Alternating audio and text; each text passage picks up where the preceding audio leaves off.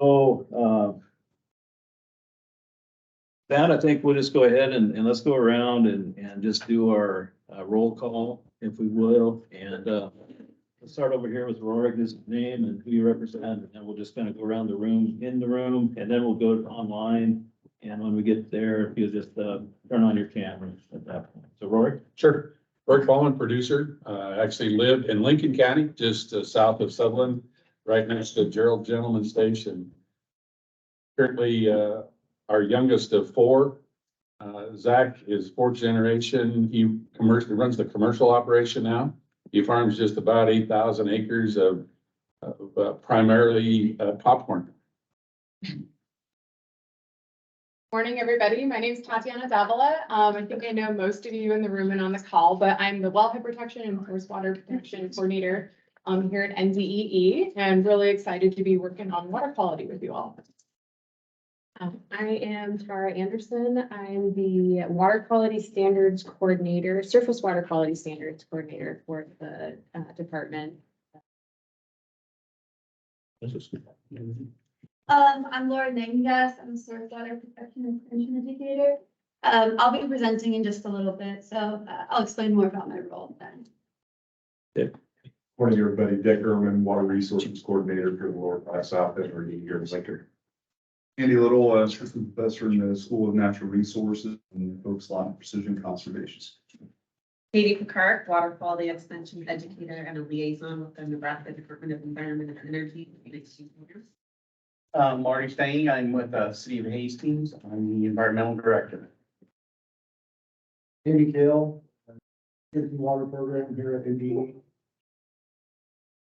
Brandon Beatty, the 319 state coordinator here at NDE.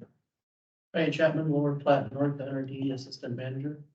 Laura Johnson, I'm the drinking water and groundwater business administrator for NDE. Mark Johnson, I'm the outreach coordinator for the Natural Resources Conservation Service here in Lincoln. Jamie Taney, I'm a resource conservationist in the field office in Saunders County and work with NWQI and also the beginning farmer rancher coordinator for USDA in Nebraska. Brett Weiser with NRCS here at our Lincoln State Office. Albert Trailer, non-point source program in the Department of Environment and Energy. Connor Ward, Equip Program Manager for the NRCS. And I'm Tammy Nordman. I am the admin assistant for the program soils and wetland stuff. Okay, now we'll go online. Do we have the? So I'm trying to get Rorik's presentation to come through. Some issues. Okay, well, I'll just call out and then, like I say, turn your camera on and introduce yourself. So, let's start with George Cunningham. Hi, my name is George Cunningham. I'm with the Sierra Club. I'm the conservation chair. Next. Greg Whitmore. Yep, Greg Whitmore, Shelby, Nebraska, farmer representing Nebraska Corn Growers Association, farm about 2,500 acres, mostly irrigated corn, soybeans, seed corn, silage, corn silage. Yeah, so. Okay. Marie. Hi, I'm Marie Krausnick. I'm the Assistant General Manager at the Upper Big Blue NRD in York. Okay, thank you, Marie. Aaron Wilkins. Erin Wilkins, Water Tech, also at the Upper Big Blue NRD here in York. Okay, Sarah. Good morning, Sarah Straska, Planning and Aid Division Administrator here at NDEE. Okay, Troy. Good morning, Troy Gilmore, hydrologist with Conservation Survey Division at School of Natural Resources, UNL. Okay, Jordan Ducks.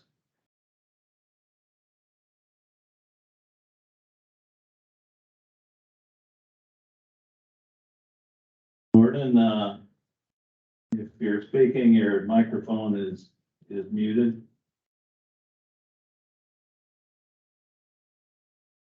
All right,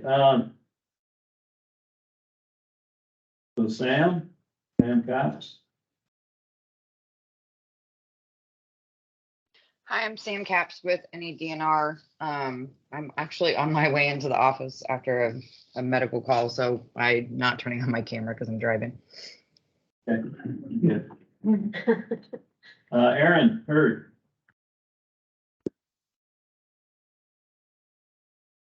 Yeah, good morning. Thanks for having this virtual option. And my name is Aaron Hurd. I'm the State Soil Health Specialist for the NRCS Nebraska. Okay. Jordan, can you admit Jordan? Oh, yep, got him. Okay.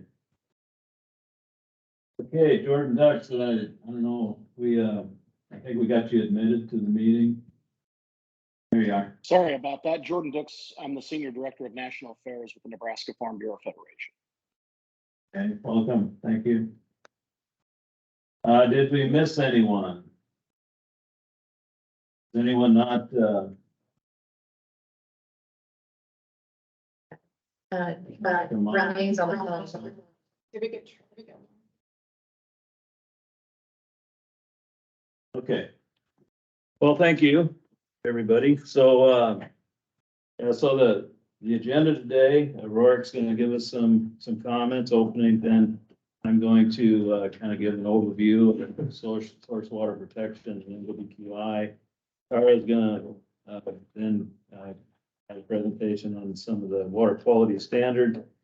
And then I'll follow up with a few action items that we're looking at needing, as far as from the State Technical Committee and recommendations of the State Con. And then, Tatiana, I guess you're gonna do source water protect partnership position. And then, presentation from Laura Nagengas from Extension, and then Rourke's gonna finish it up. So with that, I'll just turn it over to Rourke. Rourke and Tatiana, this is, this isn't a one-man band. Do you need an adapter, Connor, to get there? I think I'm getting there. Okay, all right. Why would I volunteer?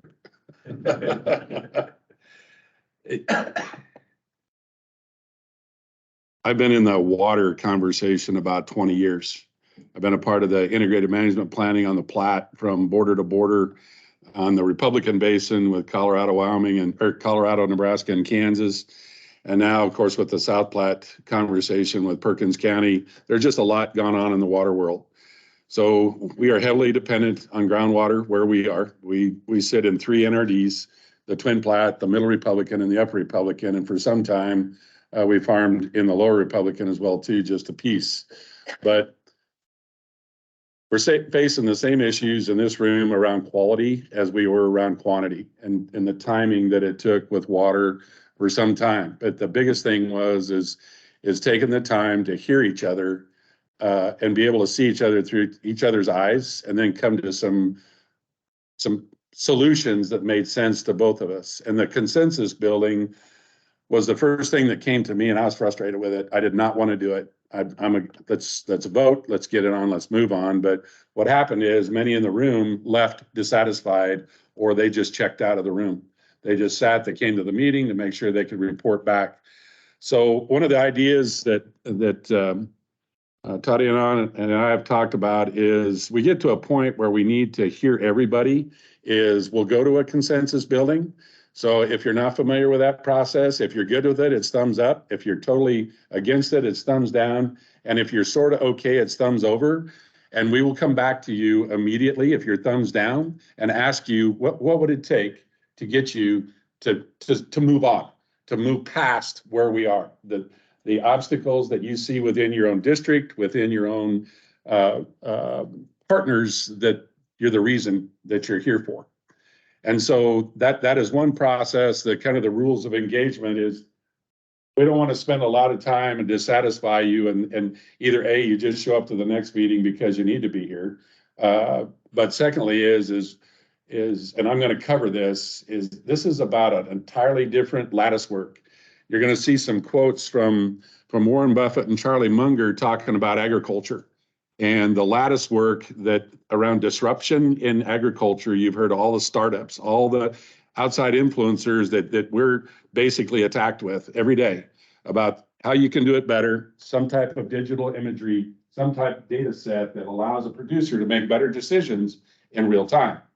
But it costs money, it costs HR, it costs an investment that is astronomical in some cases. So you have the same thing with what you're tasked with is how do you figure out to reach that early innovator who will do it? But it's such a small percentage. It's less than 10% and in sometimes less than 5%. So when you get 1 or 2 producers to show up at a producer meeting, you have to think about it this way. There's probably only 20 in that area that control the bulk of the acreage. So you get 1 or 2 producers and you're disappointed with that. Well, you should be. But quite frankly, it's 10% of what's occurring in that area. That is literally what's happening. But the end game or the end result of that is that peer network, they're watching somebody. They're literally asking the right questions about how they can move their own operations. So what I'm going to do, that's just that. Do we have anything else you want to add? Okay, all right.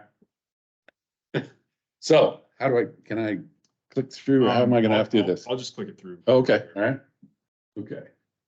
So you're going to see this slide again here in a little bit, so don't get caught up in it. I'm actually going to walk through how we arrived down at the bottom part of this slide. So go ahead, next slide.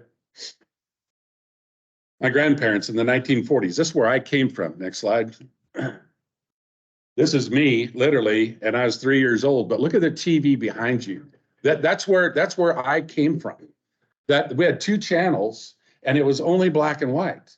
And so the progression of my 63 years since then, I'll be 65 in March, is the progression has been unreal in what I have experienced and what I do today based off of what my grandfather and my father did. Go ahead, next one. That's a 1948 International. That was a primary K100 truck. That was a primary 730 John Deere. I have that tractor today. I restored it, and it's cool. My son loves to drive it. We actually have a food plot planter, little 6-foot food plot planter that he just leaves on it. But that again, where we came from, and that progression of how you transition a farm and how the perspective about what they're grounded in, what they're rooted in, and why it's difficult to make the changes because it has been within their own operation, within their own financial road ditches about how they grow their operation. Go ahead. To where 1970s, we're starting to use the grain cart. That was an innovation. We used to come out to the end, dump it in the truck, send the truck to town or a wagon. Well, then we're going to unload on the go. So we optimization, but that didn't take any technology. It just took some guy that decided that we're just going to drag it along beside. Next slide. Scroll through this. There's 3 of them there. Oh, okay. So I grew up doing this. I was a Lincoln County tube setting champion 2 years in a row. And it was work. And it still exists today. This still is done today. It's practiced today. But on the same hand, right on the end of that field, I have a neighbor right now that's taking out 300 acres of surface water irrigation and putting in center pivots. And it's a win for us. You want to know why? It's in the alluvium. It's in the South Platte River Basin. It's a half mile from the river. And I'm going to tell you right now that it's a win for water quality. It's a win for water quantity. It's a win. But we don't talk about that. We experience and understand what is occurring on the landscape, but how is that happening? And we're doing it for a lot of reasons. You want to know why? Efficiency and manpower. People. And I'm really going to dive into the people part because that is probably the biggest obstacle of some of the things that we're going to talk about. Go ahead, next one. This is our operation. We got a conservation award, planting trees and water quality and all that stuff. Go ahead. A little bit about us.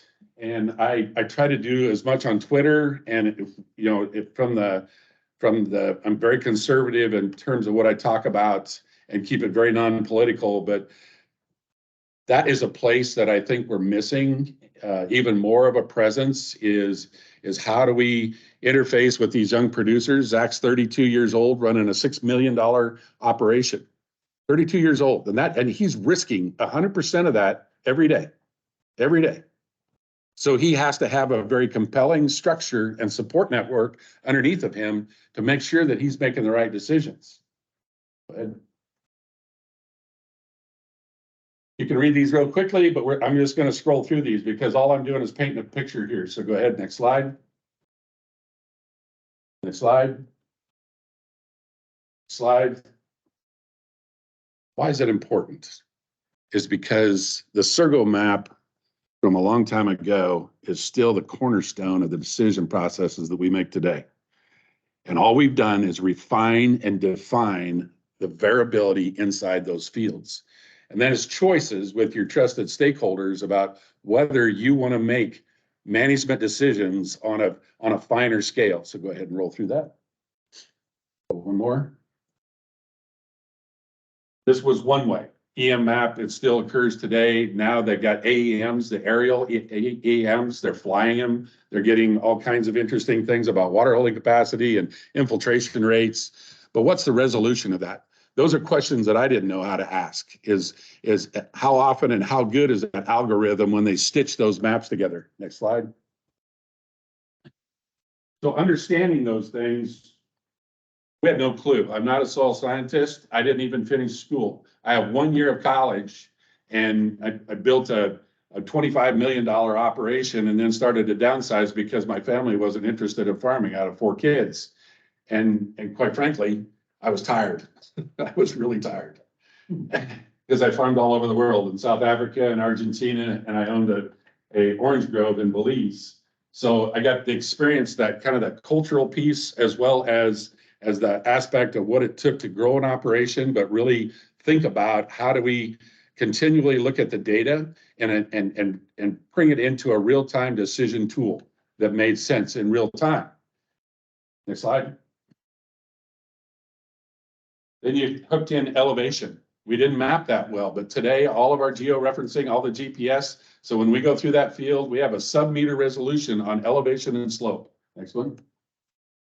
Management zones. This was a good one. Everybody had a solution. UNL had a solution. The co-op had a solution. Nutrient had a solution about management zones. And you can cut them, refine them, dice them up, however you want, throw them in a gunny sack and shake it out. And if you hung your hat on them and stuck with them, it really did start to make better decisions. But what happened was you were trying to change too many things. We often, when we're trying to insert ourselves into a farmer's day, we're trying to change too many things or be in a place that impacts decisions that they're already making. So they choose not to do them because either A, they don't have the support or the trust that ultimately at the end, what does that mean? And 1 year's data really isn't it now. It's more of a multi-year over a time period that we look at trends. I love replicated trials. I love white papers. I love all that stuff. I don't have time. I call that background noise. I don't have time. Simply tell me what you see, do it in a concise manner, and you've got about 1 minute. That's about all that's about all the time you're going to get that a producer is really going to spend with you. About 1 minute. So if you screw up that first minute, they're not going to listen to the next 15, or they're not going to listen to the 30 that it took to explain why I'm here for the 1 minute. They will not do it. It's just simple. It's easy. But next. So out of all of these, we started looking at different opportunities that exist within these zones. Next slide. Well, we're going to talk a lot about water here because it is near and dear to me, and it's because of the tools that exist and that we actually apply. A lot of this will play right over into the nitrogen application. But we created speed control, just simply speeding up and slowing down the pivot, and then also zone control. That's 1,300 segments. Can you imagine when you got that yield map, and we no longer even use yield maps. We look at them to, all we want to know is the variability. We want to look at variability. Why? And as we continue, all we want to do is soften up that whole, those areas of differences. And that's how we want to start to look at it in bigger terms. Because if you narrow down and try to make changes at this scale, and I always laugh, this is Mary Reese, these yellow spots are actually wetlands, farmed wetlands. And I talked to her about, okay, with this particular software, we can just shut the water off on this farmed wetland. Oh, you can't do that. I go, what? Why would I not do that? Why would I not put it on, fertility or crop protection or water on that wetland? And this was a 15-year ago discussion. To where we are today is how do we, what's the impact of those changes? And it's a broader discussion, but it took Mary and I to sit down across from each other in the field and at her desk and figuring out what that conversation looked like and what ultimately meant on either side of the ledger. And then we could start to articulate a plan that made sense for both us and for her other producers that may or may not be in this similar situation. This doesn't have a lot of adoption. Zone control doesn't. I also sit on the joint venture, Rainwater Basin Joint Ventures board. And, Andy's done some things with the smaller areas, divots and the pivots and that kind of thing. And it's hard to adopt that because it's hard to get a commercial applicator. And I'll talk more about those guys. Even with section control, even with full nozzle control, to shut off around there, because you still have prevailing winds. They can spray in a 10-mile-an-hour wind. So even with a 120-foot boom at 17 miles an hour at 8 gallons per acre, it's going to drift. It will drift 10 to 15 feet no matter what, just because of the wind. So if you're trying to spray around a tenth of an acre, but in our minds, in our programming, it's doable. I can sit in my office and I can draw a cool picture, and it's a no-brainer for you guys to do that. I hear you have the technology. It is not real. It is extremely difficult. Is it doable? Heck yes, it is. But it takes a concerted effort on the producer side to hold that applicator accountable. We do all of our own spraying. We hold ourselves accountable.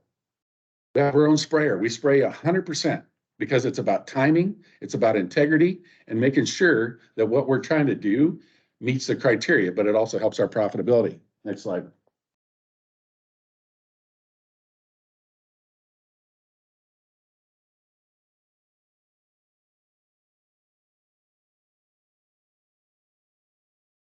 There you go. Okay, so we'll go through these quick. So this is the prescription side. So everything is scripted now. It's pretty much done in the fall and the spring now. Zach just called me this morning. He says, Dad, I can change my cropping plan no more after tomorrow. You have an opportunity tomorrow. So we just had a call from a popcorn company in Indiana that wants 500 acres of popcorn. Why? Because we're irrigated and our environment allows great quality. We are a really large popcorn grower. It's our #1 crop. It is our cash crop. But also, guess what? It uses 2.5 inches less consumptive water than corn. It's 1 inch less than soybeans. Okay. Why is that important to me? Because I'm in an allocated basin. I have 12 inches, which I just found out, or excuse me, 13 inches in the upper Republican, and they just lowered that to 12.5. We started a new allocation, 5-year allocation. And the middle Republican, I just had supper with Jack and wife last night at the embassy, and they hard capped us at 15 inches of water. Now, that's 3 inches over, so you're going to lose that off your allocation because you over applied your 12. But anything over 15, we lose 2 for 1. Guess how much water we pumped this year? Anybody got an idea? Just guess. Somebody give me a number. No, number. Come on, give me a number. 14. Closer. Oh, real close. In between there. About 17 inches. So you have to do the math, the economics of that, and what the impacts are to us. It's huge. So guess what we quit doing? We quit fertigating. We no longer fertigate because we can't even afford to pump the 2,500. We have high-speed machines We have the latest and greatest. We can go around about 7 hours and put on 20 hundreds, which is about what you need to at least incorporate it into there. But we can't afford those 5 or 6 applications because 5 times 0.20 is what? 1 inch of water. Plus it costs us about between $7 and $9, depending on whether it's diesel fuel, natural gas, or electricity provider by provider. Now, when you walk into a room and sit down with a producer, how many of them articulate the process that I just drug you through? You're shaking your head. That's okay. I get it. That's okay. Because they rely on a group of trusted advisors. They do. And that's really, really important because that's what you're trying to be. That's where you're trying to land, is being that go-to, that trusted advisor. And I know the on-farm research, that's a big deal in eastern Nebraska. We don't see much of it in western Nebraska because there's restrictions on travel and access out in our area. So we have to work with West Central or Scottsbluff, or I host students from all over western Nebraska through the FFA and also the ag programs, is help them with awareness. Go ahead, next slide. Keep going. So these are all the scripts. So go ahead. Keep going, keep going. What are we doing for time, Tatiana? You've got 2 minutes. All right, I'm gonna hustle. So saving water, go ahead, keep going. Scroll through this, because I got a couple I want to get to. Subsurface strip, go ahead. Keep going. Keep going. This is what a farmer faces every day. It is. You walk out there and that machine's not running. So guess what his priority is? It's making that machine run. Go ahead, next slide.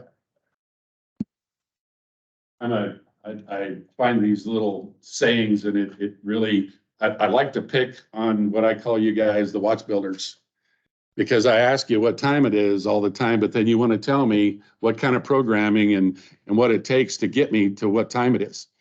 And I pick on my engineering friends all the time. I said, I don't care how we built the clock. I just want to know what time it is. And that's the farmer mentality. It is. It really is. Figure out what your elevator speech is, what that first 20, 30 seconds, 1 minute means to you, and the outcomes that you're around. Go ahead. Keep going. Keep going, field level management, keep going. This is important because I showed you that script earlier. This is the as applied. The red isn't 0. It's actually anything that was planted less than 30,000. But you can see here from 30,900 to 34,100, that is the variability that we're capable of controlling and evaluating down to the sub-meter. Go ahead. Nitrogen, which is what we're here for. So this was a tool that was created that I helped generate that is no longer used. In the background it is, but each one of these is an application of nitrogen. And then here's the success. You have a full, moderate, or low. It has a risk estimator down here. And basically it's matching up the growth stages. And then as you predict or prescribe a application of nitrogen, it gives you a sense of what that means to your yield. And it works really, really well. We're using some other tools now. Next slide. Go ahead, just scroll through these. This is decision factors, which is in the same thing. How do we measure the nitrogen that's in the soil?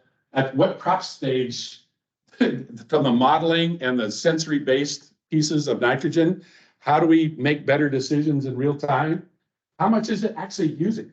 And it overlays everything in the water world, right down to the bottom about how much, even precip. Because if you've got an application out there and you don't have some type of a nitrogen inhibitor and you get a 3-inch rain, what's going to happen? It's going to wash off, or it's going to go through the root zone. I don't want that to happen. I'm going to have a poor crop.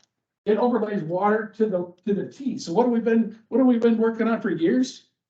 Water quantity, water, now the quality piece, and nitrates. It fits every one of those pieces, those same decisions, but we haven't done a really good job of figuring out how to put that together. How do we pull that together? Next slide. Here's the point of this one. When I showed you, the reason I showed you the progression of my timeline, 10 years was kind of that stuff that you had to help make decisions on your farm And now it's 2 years, now it's 18 months, and I'll argue that it's yearly now of the tools that are presented to a producer, or the opportunity speed tubes and closing systems on your planter to flow meter. It's crazy what exists. But what we don't do again is understand how much money that it takes to invest in that change, to invest in that either data layer or that change in behavior. Go ahead. Go ahead, just scroll through these. This just reiterates that we're gonna keep going. Keep going, the same thing, measuring how much nitrogen, understanding crop stage. We finally know how the water reacts to the crop stage. Go ahead. Water holding capacity, infiltration rates. Keep going. Much, you'll have to do about 8 of these. Actually rehearsed this and did it in 13 minutes, so I've already talked my way out of this deal. Keep going. Keep going, keep going. Going. BMPs. How many times have you heard that word? What part of your discussions are about BMPs? We darn. We don't use the word. We use it in the operation of our farm, but we don't make the connection that it is a BMP. We don't, because it has to have several components to it. If it doesn't have an ROI, a return on our investment, if we don't already have that existing infrastructure to support it, either by a trusted network of stakeholders or the investment in the equipment to even begin to assess the differences or the applications of those processes, we don't associate BMPs with that process. We don't. And I don't speak for all producers. I'm certain that we've got a couple more here that are online, but I don't speak for all of them. This is from my seat. This is from my perspective and my experiences.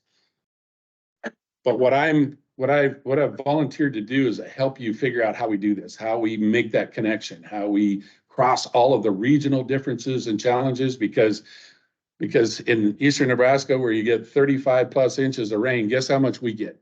We get half of that. So we have to irrigate, and we annually have to irrigate. We have no choice.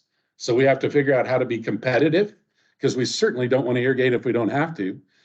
And load control, there's a whole host of things. Go ahead. John? Just skip this. This is going to play, but go ahead. Just, if it'll let you skip it. There you go. Okay. Here's the gorilla in the room. Supports 30% of U.S. livestock production. So they're looking at building another 100,000 head feed yard in Dundee County, Nebraska. I think it's already permitted. What does it take to support a 100,000 head feed yard? What's the primary feedstock into a feed yard? Corn. What do you suppose its annual consumption of water is? 23 inches annually. So if you do the math, going from a dryland crop of 100 bushel to the acre at 1 pound of nitrogen, that's 100 pounds, and you double that production to 225 to 250, how much nitrogen are going to be applied across that landscape or utilized? That's not a bad thing.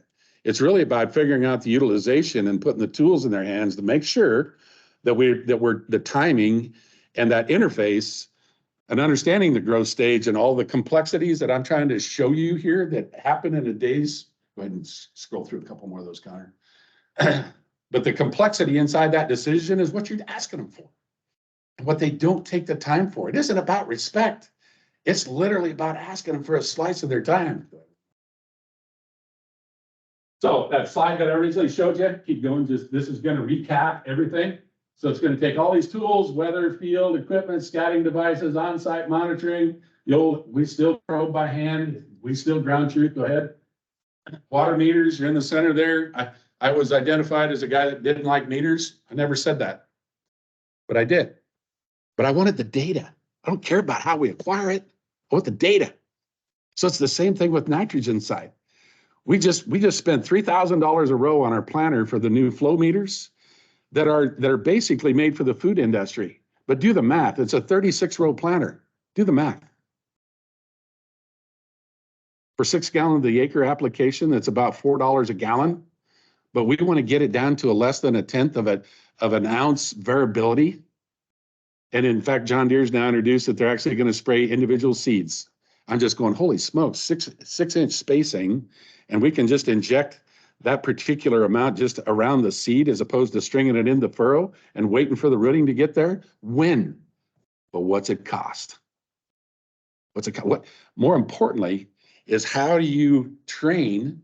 How do you even begin to put somebody in the seat that can run that thing? And we make this assumption from our level about, okay, how many you guys are all going to do that, aren't you? There's savings. It just shows right off the get-go. Go ahead. Keep going. So all that means is this. Now we got offsite. We got crop and pest. We got offsite modeling. We got field alerts. I have 40 apps on my phone. Precision ag applications. We got all this data flowing right to me. And I have a trusted set of advisors. Go ahead. We want management decisions. We want real time. And we're asking for it. And boy, are we getting it. So now we're working on our tailgate to accomplish what we're trying to do. Keep going. So now you kick in the regulatory side. Allocations, load control, all of this stuff that and now our nitrogen reporting and no spring and no fall and how do you match up with the growth stages and how do I do that with a trusted advisor that only comes once a week? And so how do I do that with digital imagery? Go ahead, keep going. And then you toss in all the fun stuff, sales, inventory, all of that accounting that goes on the backside, because if you don't sell something and you're not profitable, you're not going to be around. So keep going. So and everything keeps rolling right back around to this guy. He's at the bottom of the ladder, the grower. And you got all this stuff happening, but you're asking him to figure out how to engage with him. Keep going.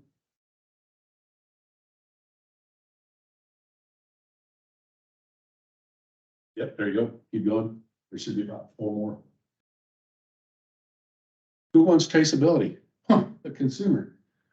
Who wants the processor wants to add that as value? Who wants the buyer? The buyer is going, hey, if I can buy your product, put it in a bag, and you got this Regenified sticker on there, and you're doing all the things right, whew, I'll add $1 to that, but I may or may not pay you for that. But ultimately, this gal knows what's going on. Next slide.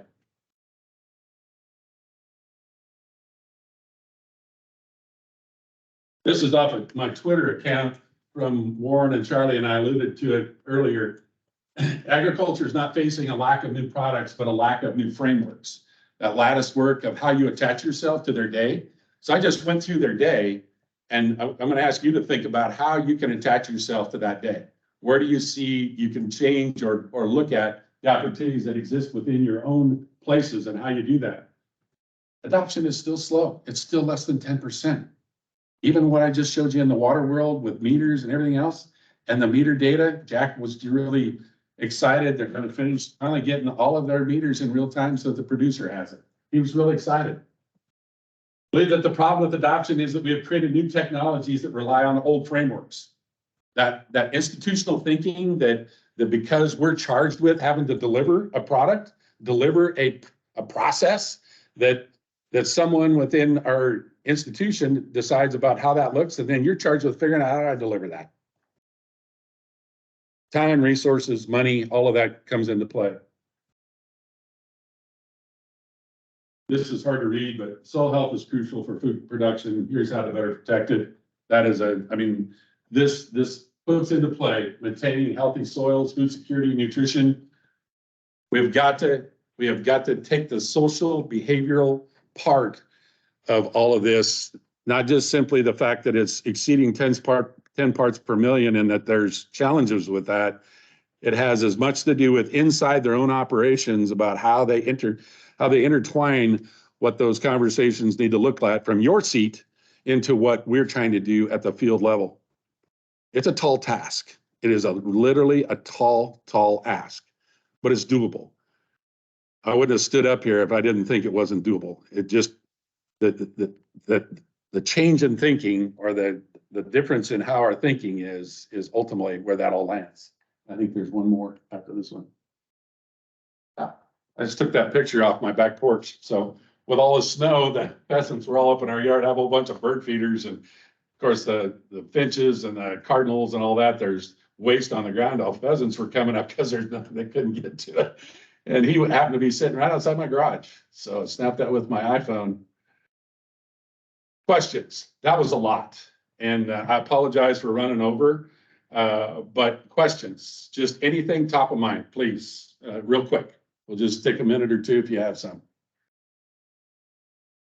No, great presentation. I wrote down some things you hit upon it, and I'm one of those 1960 guys. I mean, that just pictures I got, in our scrapbook at home. But, I think we need to keep in mind too, not only, we've gone from quantity to quality, but, looking at the future, ag is going to be a bigger part of our energy economy we have in this state. And, it's going to add some more challenges to that. So to me, there's a sense of urgency to get some of these problems taken care of, because we've got new problems that we haven't even thought about coming down the road. So I applaud, these efforts to get there, especially with the idea that ag is going to be part of our energy, our renewable energy. You are an inspiration to me. So I sat on the task force for the Water Sustainability Fund, and I co-chaired that with and the part that you went out of the box to think about how do we address that for city water, and that has always stuck with me. And from my seat is why that's why I'm standing here is I think I have a moral obligation to how do we work collectively to change this, because it isn't simply about source water.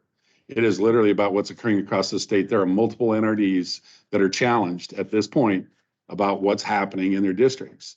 I have an irrigation well that today is, in 1974, was 2.3 parts per million or 2.6. Today it's 12.4. It has never paused. It has never stopped. I've only had it 2 years, but what can we do to do that? I wasn't certain I even knew. I can account for the water, the nitrates that are in the water, but the differences are a multitude of them. So we're going to have a little exercise at the end that will get more to that. But anybody else have a burning question? Yes, I guess from your experiences, what did you find that was helpful that NRCS provided, and what would you have liked to see as available, maybe financially or regard?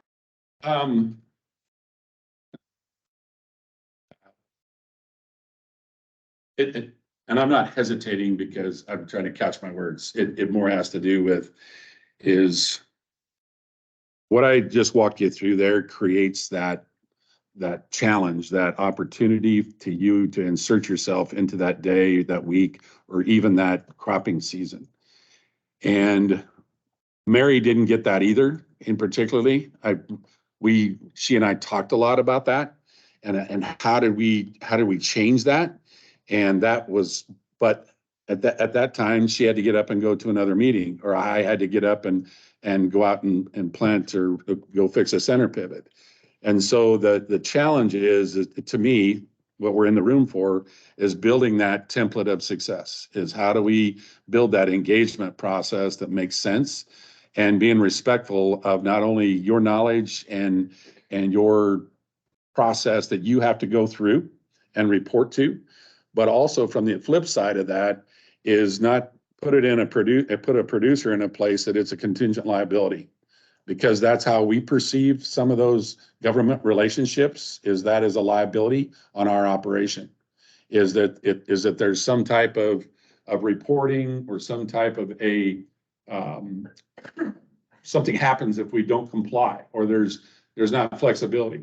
We screwed up, and Mary and I had a really frank conversation is we'd understood we were going to do this particular practice on a pivot. We ended up doing it right across the road, same day, but we just did it on the wrong side of the fence, and we were out of compliance.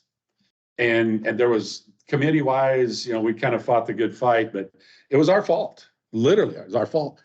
But the bottom line was the practice was still there. It was everything, all the boxes were checked. And so two things happened there. You know, that makes Mary wary, and it makes my son go, why should I do this? You know, but he also said it's my fault. So, and that's just one particular instance, and then I'll give you a success. The success was in terms of an expansion of a practice that was very low cost and but it was a difference maker for us. It was remarkable. We actually practice it across nearly 4,000 acres today. So, and that was with a $7 or $8 irrigation investment at the time as one of the irrigation practices. But I mean, there's a multitude of ways to look at it. But I think it really is in this conversation around how do we figure out to insert ourselves. Now she got out the hook. Get out of here. So Brad's gonna jump into NWQI. But just before he does, I wanted to let you all know some thoughts that I had written down here. And Rourke and I have talked kind of extensively about this, just on what this group is. And essentially, you just heard it from Rourke, and you all know this well. You're in the trenches, you're doing the work, but this is a people issue, right? This is behavior change we're talking about. We have the solutions. We know what needs to be done. We just have to figure out how we move the needle and how we get that done. So there's a few thoughts that I had that I just wanted you to kind of think about throughout the morning and throughout the rest of these meetings. And that is basically, this space is a place that we are willing and we want to have tough conversations, right? So we're going to definitely establish some ground rules as a group. What does that look like? What is it that you all need to show up and dig into this work from the rest of the group? Does that look like commitment? Does that look like judge-free zone? Does that look like, you know, what is it that you need? Do you need to know that everybody else is going to make a commitment to be here? And then why are we doing this work? I think a lot of us have these peripheral ideas of what our why is, but at the end of the day, we have to really hone in on that. And I think Rourke is doing an exceptional job of illuminating that. But if we don't have that why connection, then we just don't understand how all of this fits together. And so as we are going through the morning and the rest of these meetings, Rourke and I want you to be thinking about who's missing from this conversation, who needs to be included in this group throughout the trajectory of this work. And then I just heard this recently and I really liked it, but it's the idea of perspective taking. So as a group, when we're having these conversations, and this is something that I really need to practice too, all of us in this room and on this call need to have the ability to hear someone's story and believe them, even when their story doesn't reflect our lived experience. So as an agency person, as a producer, you know, as a city person, we are in this room to listen to each other's personal experience and know that that is someone else's truth, and then to ask how we can move forward together. So, okay. And I promise this isn't going to be the Rourke and Tatiana show. We're just getting started. All right. Well, thank Rory for setting the ground, the base. You know, it is frustrating to me from the agency side of things when, you know, we think we've got these great opportunities, you know, through a program and that we can't connect, you know, to the producer who actually needs to apply those practices. So that was a good, thanks for setting a baseline and that I really think that's where this has gone. So with this too, so we've got two programs which fit into this committee, NWQI and source water protection. So those are farm bill programs that voluntary incentive based. And so I just want to kind of keep a little bit of focus there that at the end of the day, everything we do here will end up with a recommendation back to the state conservationist on priority areas, practices, and all of that. So NWQI is one of them, and I'll just run through this very quickly, but NWQI was first authorized back in 2012 in that farm bill. And its purpose is to address ag sources of water pollution, nutrients, and sediment. And so it fits right into what our discussions are here. There's different phases of NWQI, and we'll talk a lot more about that as we go on to next meetings. But in 2019, a big change with NWQI was it then allowed source water protection areas to be part of NWQI. And that kind of lined up with what I'll cover here in a few slides, our source water protection areas. So that can be confusing to some folks, but that came in 2019. So all states, this is mandated through statute. All states are required to participate in NWQI at some level. Source water protection areas can be in addition, and we do have source water protection areas. So what must we have for NWQI for one of these projects? So we have to have a multi-year implementation plan with projected activity and funding with timeline. So we currently have 4 NWQI projects. One is in the planning phase, and all 4 of them, the implementation plan runs through 2023.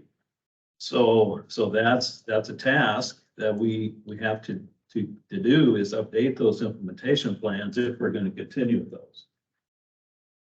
We have to identify critical source areas for the primary resource concerns. We have to identify resource concerns, and we have to identify within these priority areas where we're going to concentrate. We have to tie that to core practices. Nationally, they have given us a list of core and support practices. We can't go outside of that list, but nationally, they have identified which practices we have to offer that can have an effect to assist with helping with water quality issues.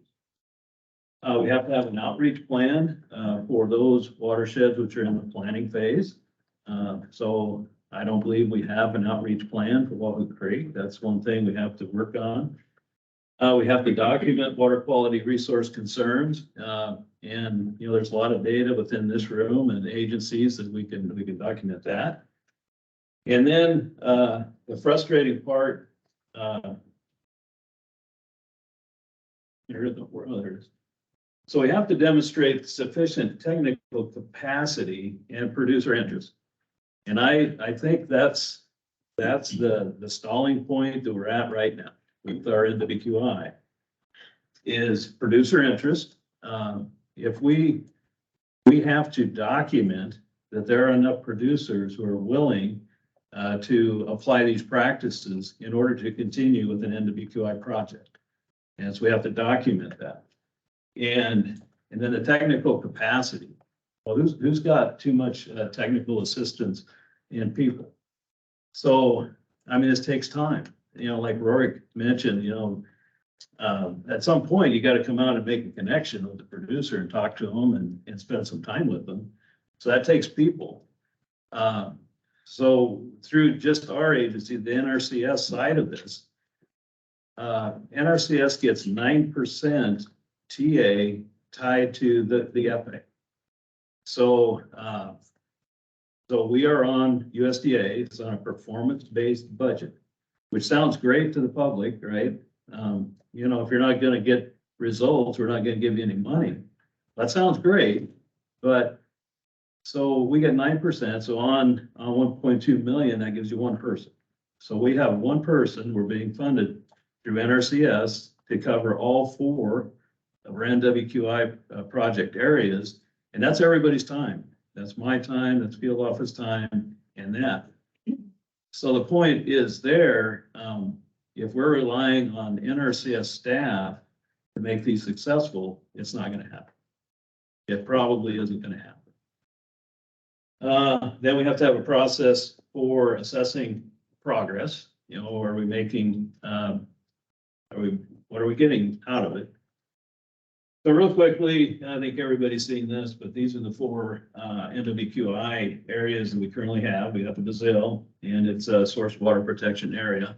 And that was a great thing. We were able to expand the area up there by a lot when we went to the source water protection area. And here's just a quick snapshot of what has happened with practices. Crop rotation, cover crops, There has been some nutrient management, cover crops, is of course the biggest practice up there. So Brazil is fairly successful, a lot of interest, a lot of activity. Turkey Creek, it's also a source water protection area in Turkey Creek. A few practices, we haven't had a lot of takers as far as applications in Turkey Creek. The Big Sandy. Again, we've had a few contracts in the Big Sandy. Cover crops being one of the primary practices, irrigation water management. And we've had some takers with that in the Big Sandy. Wahoo Creek, we've moved that back to the planning phase. We got to the point where we just needed to take a step back. We're going to rework the management plan and do some of those things. So that's where we're at with Wahoo Creek. So on the source water protection side, so source water protection was put into the statute in the 2018 Farm Bill. And it requires every state to identify the priority areas in collaboration with drinking water agencies. So that's perfect fit for this committee here. And back in 2019, a lot of you were involved with that effort to identify the priority areas for source water protection areas. We can provide increased incentive for practices that relate to water quality and quantity. So it's both. It's a quality and quantity program. And we have to dedicate at least 10% of the total funds that we receive to source water protection. So we typically get about 25 million for EQIP. And so 2.5 million we have set aside and specifically target towards source water protection, which we do. Again, has to address nutrients and impairments of drinking water sources in ground and surface water or surface water. Can also be used for drought mitigation practices. The incentive payments goes to EQIP eligible owners and operators. And so they have to meet all the eligibility criteria that they would have to meet for EQIP for the source water. And then states can select up to 10 conservation practices that we can move up to a payment of 90% of the calculated payment rate. So that's to give producers within these priority areas a little bit extra incentive to apply this practice. So the focus is the protection of a community water system. The community water system is defined by 25 people or more, or 15 or more service connections year round.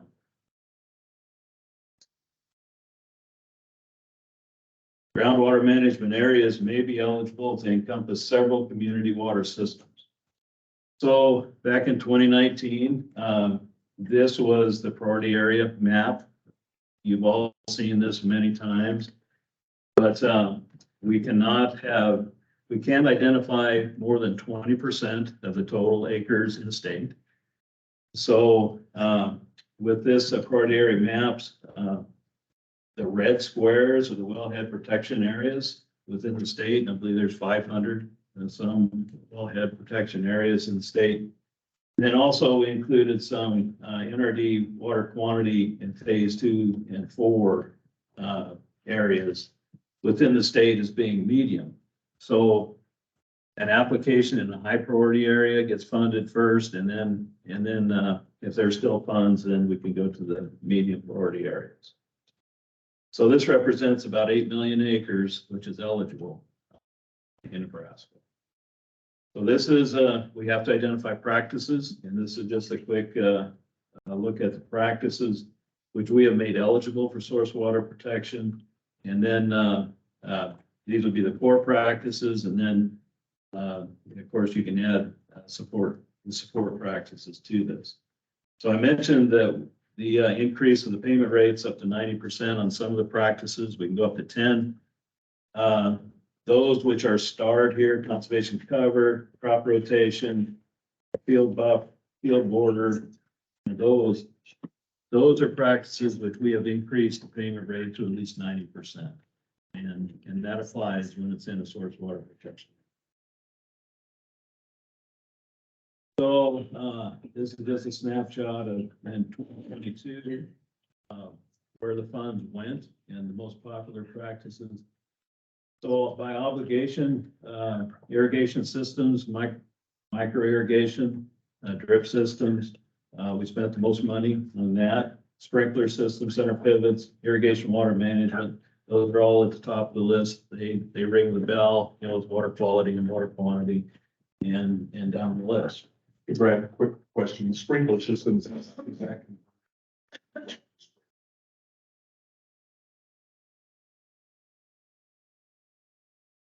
And then by count, the most used practice, irrigation water management, moisture probes and scheduling and those, conservation crop rotation and cover crop irrigation. So all of the irrigation practices obviously are big. So this is where the contracts were located. We need to make a better effort to get more application in some of those high priority areas. That'll be some discussion we'll have. So that's real quick. But take any quick questions, and then I think Tara's next. Brad, just go back about 3 or 4 slides when you talk about the watershed and about, keep going. One more. One more. Oh, now we're beginning. I think I blew by it here. Keep going. The HUC 12, it says HUC 12, and that must be the next one. HUC 12 and way back. Was that was in your opinion? You're gonna have to keep going to the end of it. Okay, that's okay. Don't worry about it. We're wasting time. Yeah.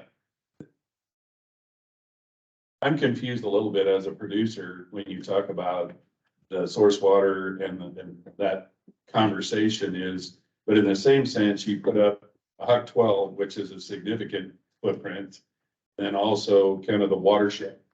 Because the watershed, I mean, you've got on the Republican, you've basically got 4 NRDs on that watershed.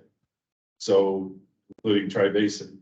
So is that then part of that model too, or is that just how do you drill down inside of that then?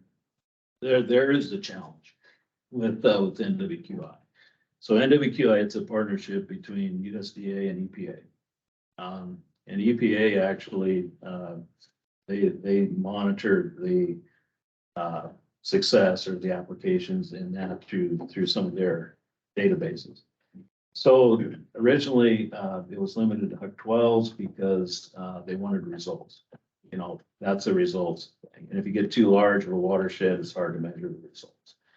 So when this first came out, and they were pretty adamant, you know, 3 HUC 12s at the most. So then you've got the issue of, well, you got the watershed that extends way above, you know, where you're actually trying to do the work. So that's one of the challenges with NWQI is to identify that. But the HUC 12 concept is within that idea of being able to measure results and taking a watershed, you know, off the 303D list and you know, B listing and those kind of things. But when you walk in the room, and if you walk into the room and you go, hey, Roy, you're in HUC 12, you're in this HUC 12, and you qualify for this, and I go, what does that mean? I know what it is, but 99% of us don't know what. So it's that language piece that, you know, how do you make those connections is relevancy to your operation. You know, where we stand today, you're in the northeast of 12-12-35. And I know that is where we need to go to. I mean, do you ultimately drill down to that? Or, I mean, how do you make those determinations from that perspective, I guess? Yeah, well, that's what this group is gonna help us do. Yeah, I mean, that's exactly the issues that we have to look at. You know, where are we gonna have you know, where are our priority areas, then within the priority areas, what are we going to target in there? So, and where can we be the most effective with these practices to make a difference? Yeah, great question. All right, I'll better move on. So, Sarah, you.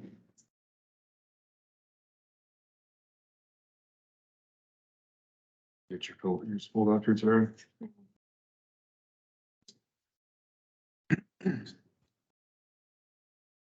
While he's pulling that up, I'll kind of give a little bit of an introduction.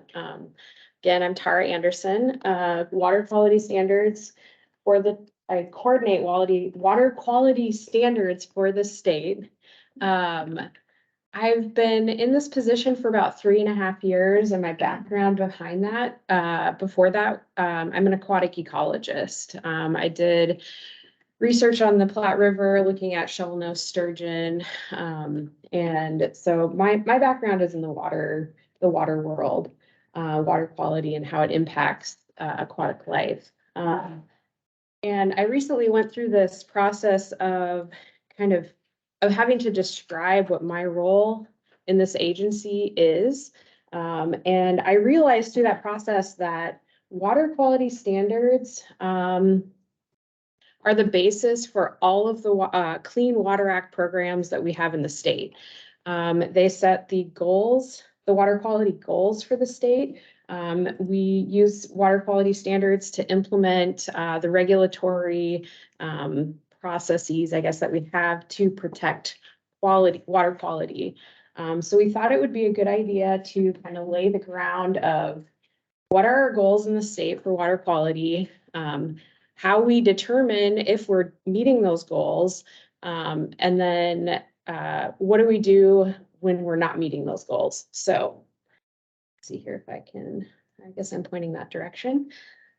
So the Clean Water Act was passed in 1972. It was basically federal Congress's way to deal with water pollution throughout the US. Their goal the goal of the Clean Water Act is that all surface waters in the United States are fishable and swimmable. Congress, through the Clean Water Act, delegated authority to the states. Their idea is that the state is basically the expert on water quality in their state. And so they've delegated authority to DE essentially through these regulatory and statutory programs. They're all connected. I should also mention that the Clean Water Act is, at the federal level, is implemented through the EPA. And so we work pretty closely with EPA. So this is an overview of how water quality standards are implemented in the state. I'll talk about these individually in more depth, but the first step is that we adopt water quality standards that define goals for water quality in the state. And as I mentioned, they establish the legal basis for our regulatory actions. They establish publicly stated goals of what we want our water quality to be in the state. They're based on three components. The first component is designation of beneficial uses. We've got assigning criteria to protect those uses and some anti-degradation provisions. Remember everything that I say, so. This is a lot of words. This is regulatory, not a lot of fun, but it's basically to say that our surface water quality standards apply to all surface waters within the state, except for waste. There's a couple of exceptions. I'll just say that. Not interesting. So I mentioned beneficial designated uses.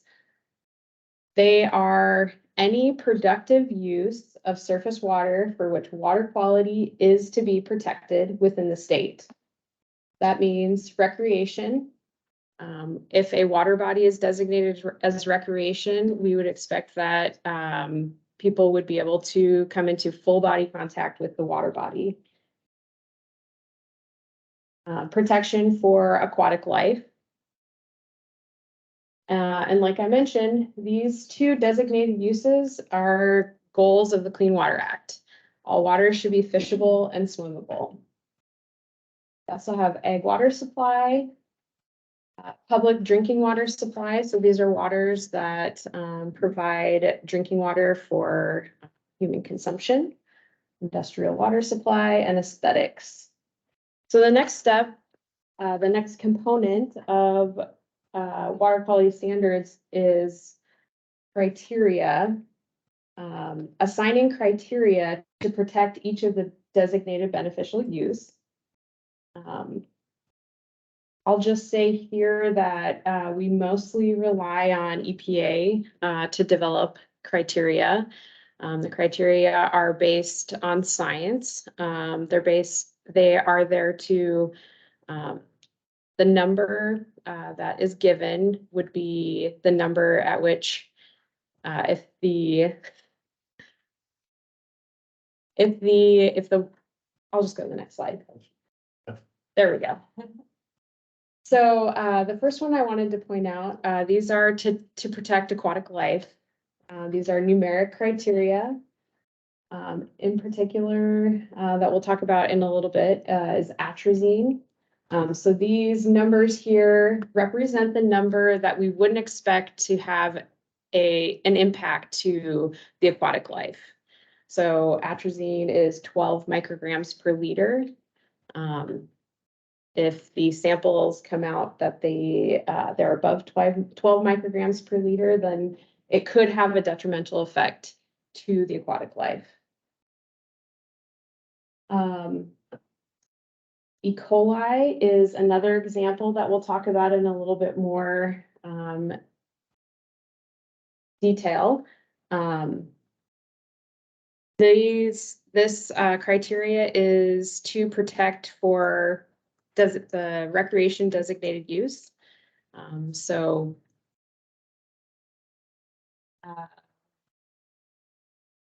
This level would, if it's under 126 colony forming units, then we wouldn't expect it to have a detrimental effect to humans who are recreating.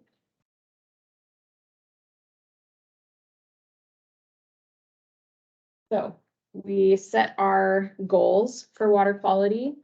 The next step is to collect data to determine if we're meeting those goals. The department and our partners, we partner with NRDs, USDA or USGS to do surface water sampling.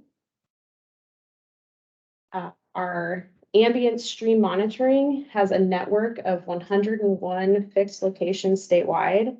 These are sampled monthly year-round to help us to see long-term trends in surface water quality. And I think this information is important to point out that we have a lot of data, and we're able to analyze or to assess whether we're meeting our goals.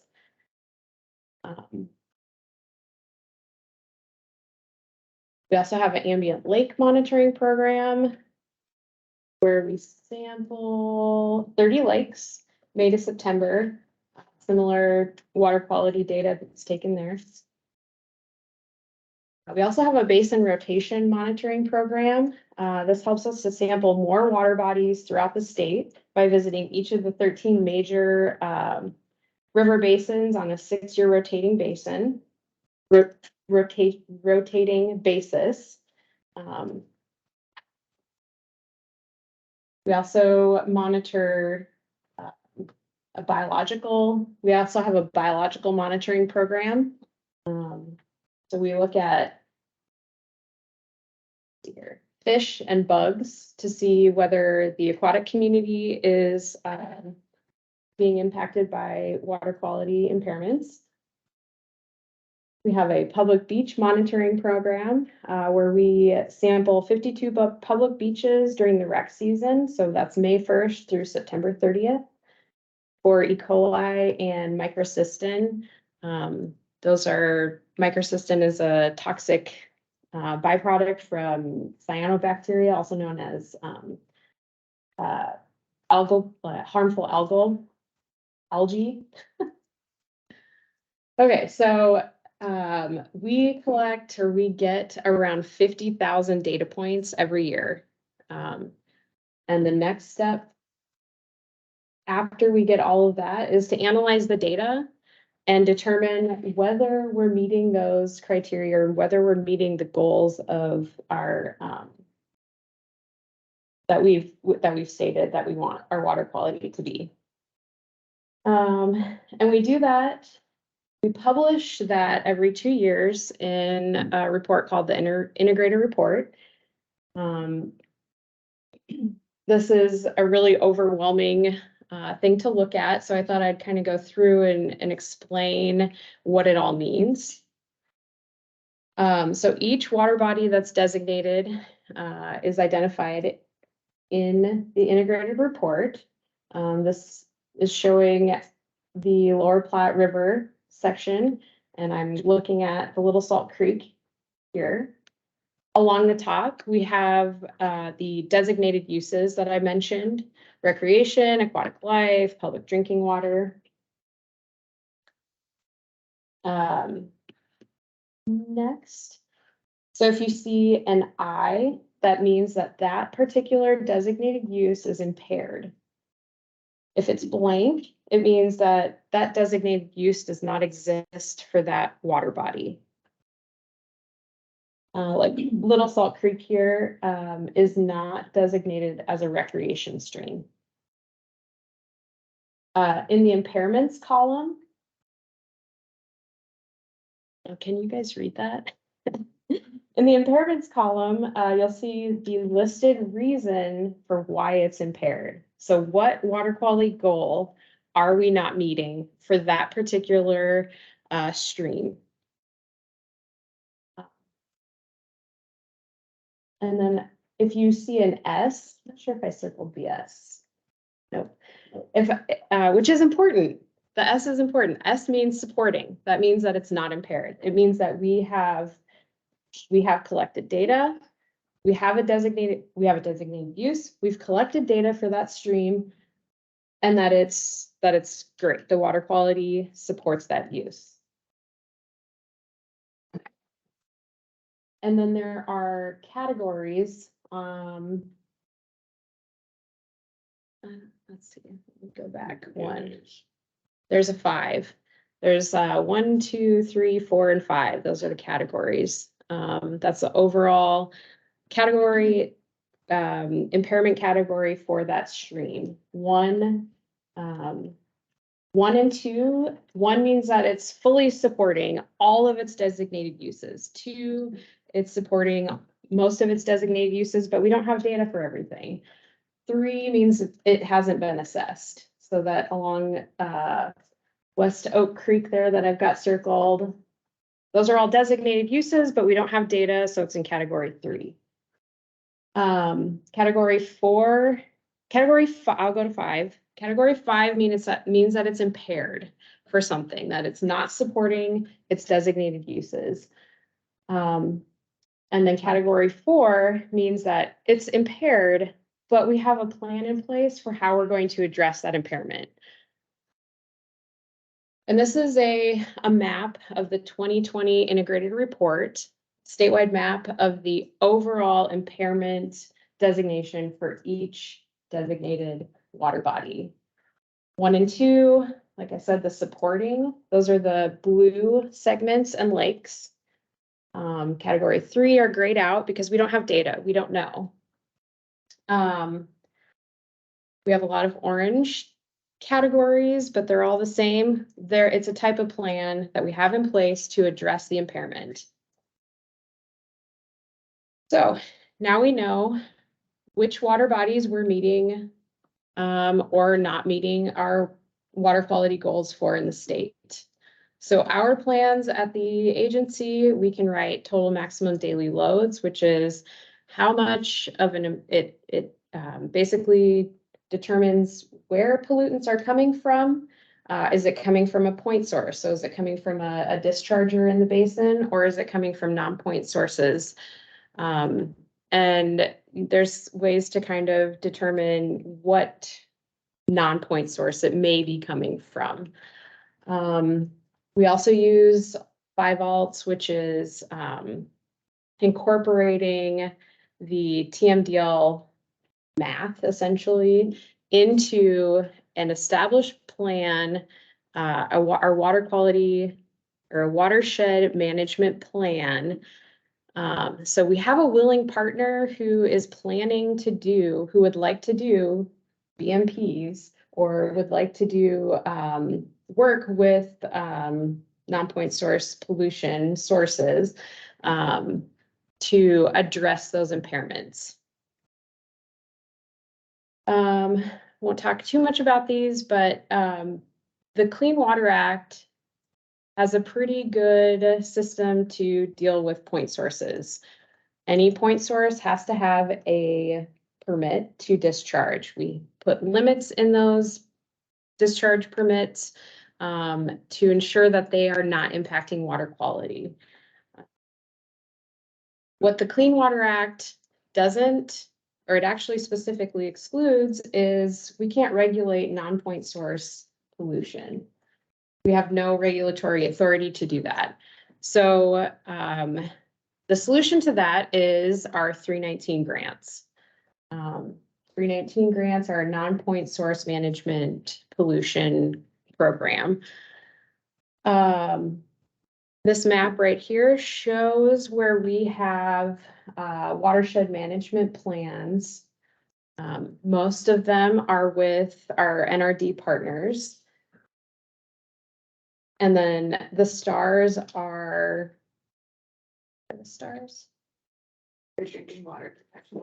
Yep. Source water protection. So the stars are the source water protection areas. All of our watershed management plans include load reductions, priority areas, 9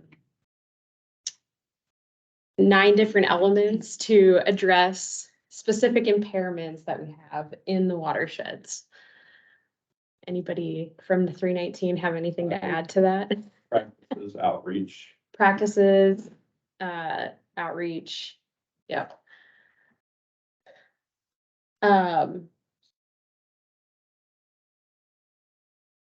Here. So I took the draft 2022 IR and mapped out our impairments for 3 specific criteria or uses. The first one I mentioned was atrazine.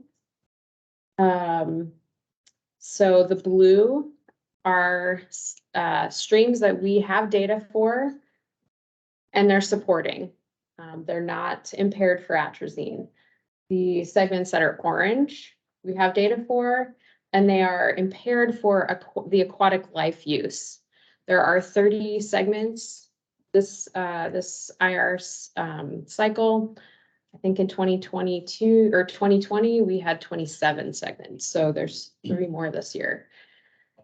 And then it might be a little bit difficult to see, but there are 2 public drinking water segments that are impaired for atrazine. That being down here in the here. Oh, if you can see, there's no. Anyway, it's the little blue, and I think one of the Nema, and maybe the big Nemaha River. Little. Auburn. Yeah, it looks like Auburn. Okay. Auburn's Little Nemaha. Okay. Well, it's one of those over there.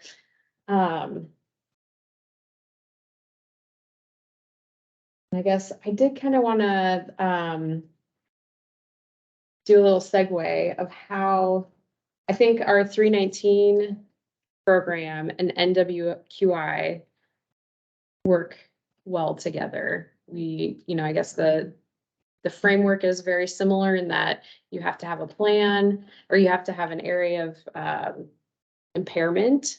You have to have a plan of how to address the impairment. So I think that's kind of where I was going with these slides. So the next pollutant, your slide specifically called out pathogens for NWQI addressing. So again, blue are supporting Orange is impaired. The light gray means that it's not designated as a rec stream. And then we also have our aquatic life assessments. So these are segments that have, it's been determined, the orange segments are, it's been determined that the aquatic community living in those segments have been impacted in some way by pollution. So does anyone have any questions?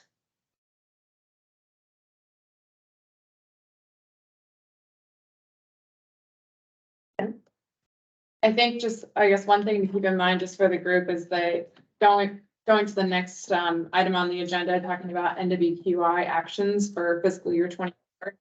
Be thinking about how this water quality information from Tara kind of plays into that. Do we want to identify new areas? Do we want to keep it the same? And I'll let Brad talk about that, but I feel like we should take a 5-minute break.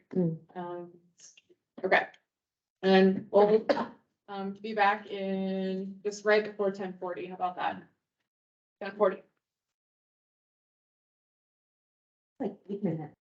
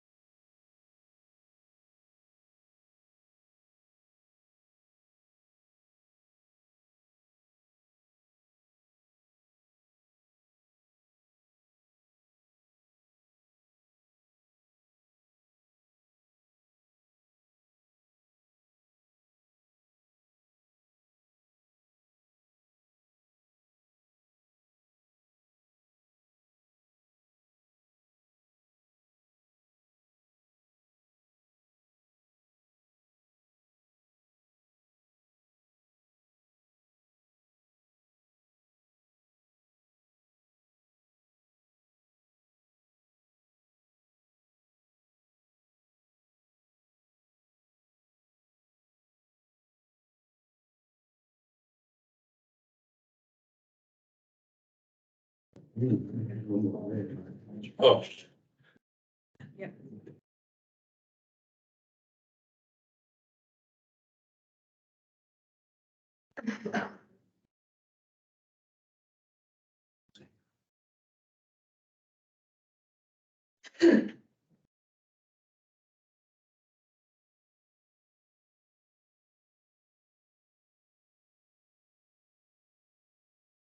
Okay, I guess we'll go ahead and get started again. Hopefully everybody online is still with us. So, I just wanted to now, after we got a little background with Tara and some of the data that's available and those kind of things, I wanted to go back to NWQI and source water protection. And kind of one of the tasks that we need from this group, at the end of the day, we need a recommendation for, okay, just where are we gonna go with NWQI and source water protection? So to start with NWQI, just kind of get us back focused. So by July 1st, and we don't know for sure yet, the bulletin hasn't come out or direction hasn't come out yet, but every year, by July 1st, they ask states to come in with, we have to submit our recommendations for the next fiscal year. So by July 1st, we will be submitting our recommendations for FY24 watershed. So that's coming right up. We're about through February. So some things that have to happen to make these determinations is first, we have to evaluate the existing NWQI watersheds and SWPA, source water protection areas. And just, are they performing? Do we want to carry them forward for implementation?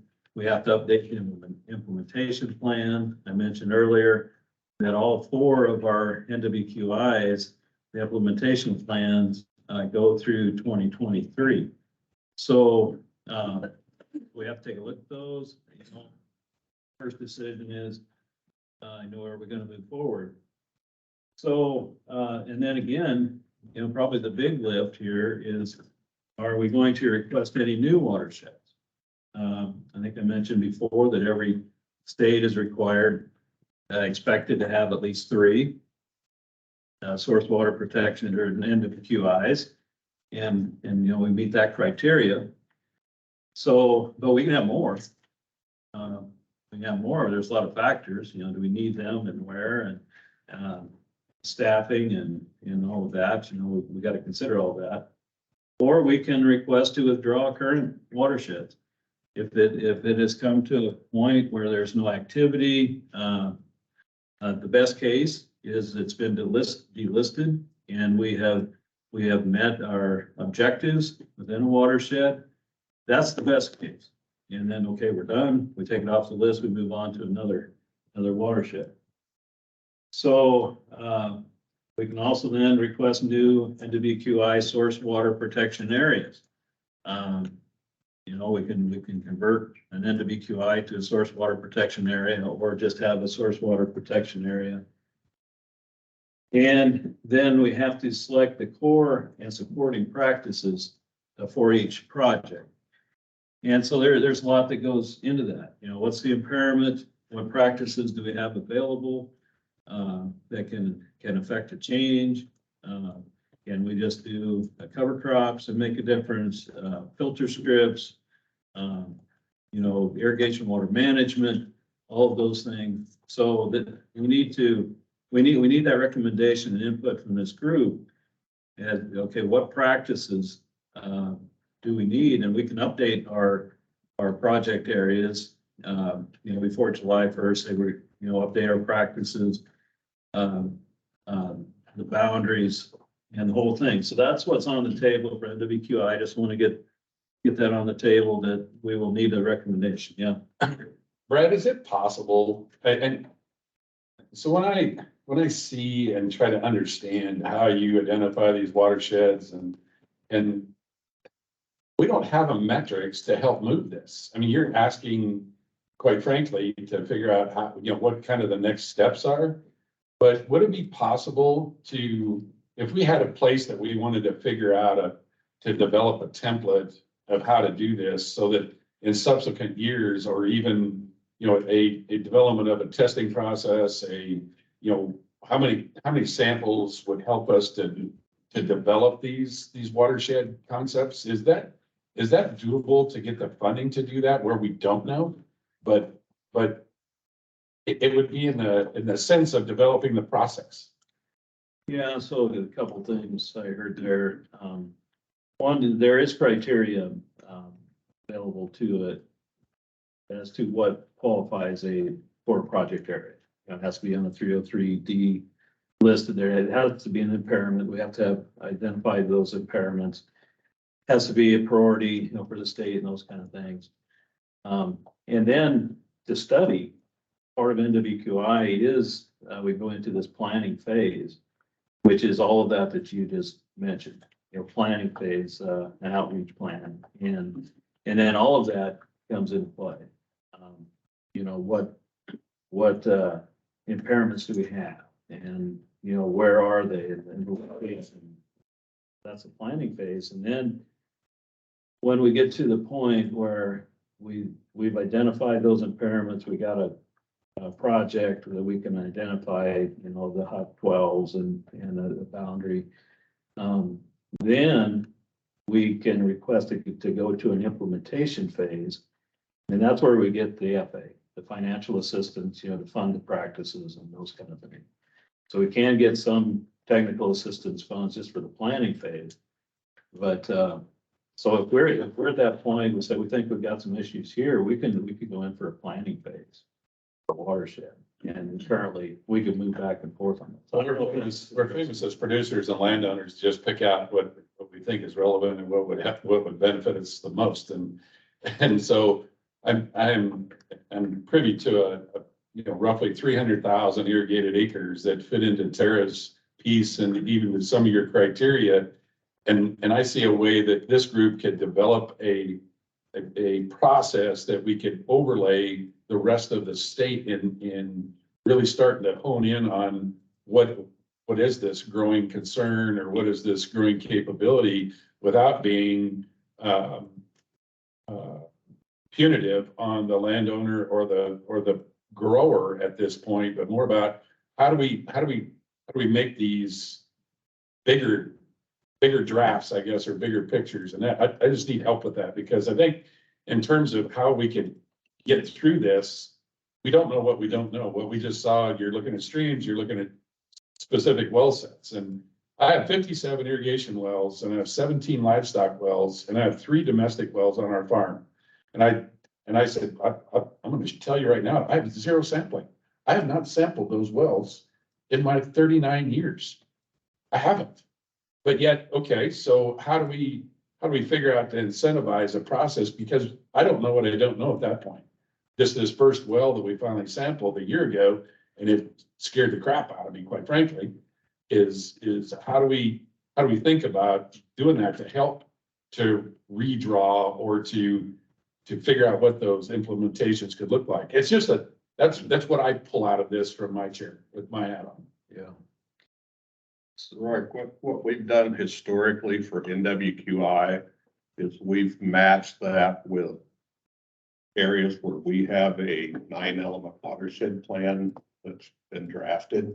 And that's based on particular impairment in that stream. And so our focus is trying to deal with that impairment. So when NWQI came along, we overlaid that with where we have these management plans. Source water protection we have data from public wells. So one of the criteria for that is the area has to include a public drinking water source, which has been community sources right now. So doesn't mean that that's the way it has to be, but it is driven by having a known water quality impairment in that area. And that's where I'm going to. We see and understand that this is like when you're a little kid and you're always looking under your bed, and then these things continue to evolve in spite of our efforts or our BMPs or whatever the cultural situation is in terms of where you are and your cropping rotations and everything else. I see us trying to figure out how do we benchmark this? That's really maybe where I'm headed, is then that in turn would start to integrate a lot of this, because I know that looking at Mitch's stuff at Hastings at upstream, that there is transmissivity and hydrologically connected issues that affect. And I know that I'm partial to that where I am as well too, but I don't know how I would even qualify or even start that conversation. Could we start to think about in a broader sense and then rely on you guys to figure out how we can, for lack of better words, manipulate the money to really start to benchmark it? It's just a thought process. That's what we're here for. How do we tie water quality standards? How do we tie these planning efforts? How do we tie the funding together? Brian, what's up? I think we have to remember that, the government's kind of like producers. They take a long time to adjust and react to specific needs.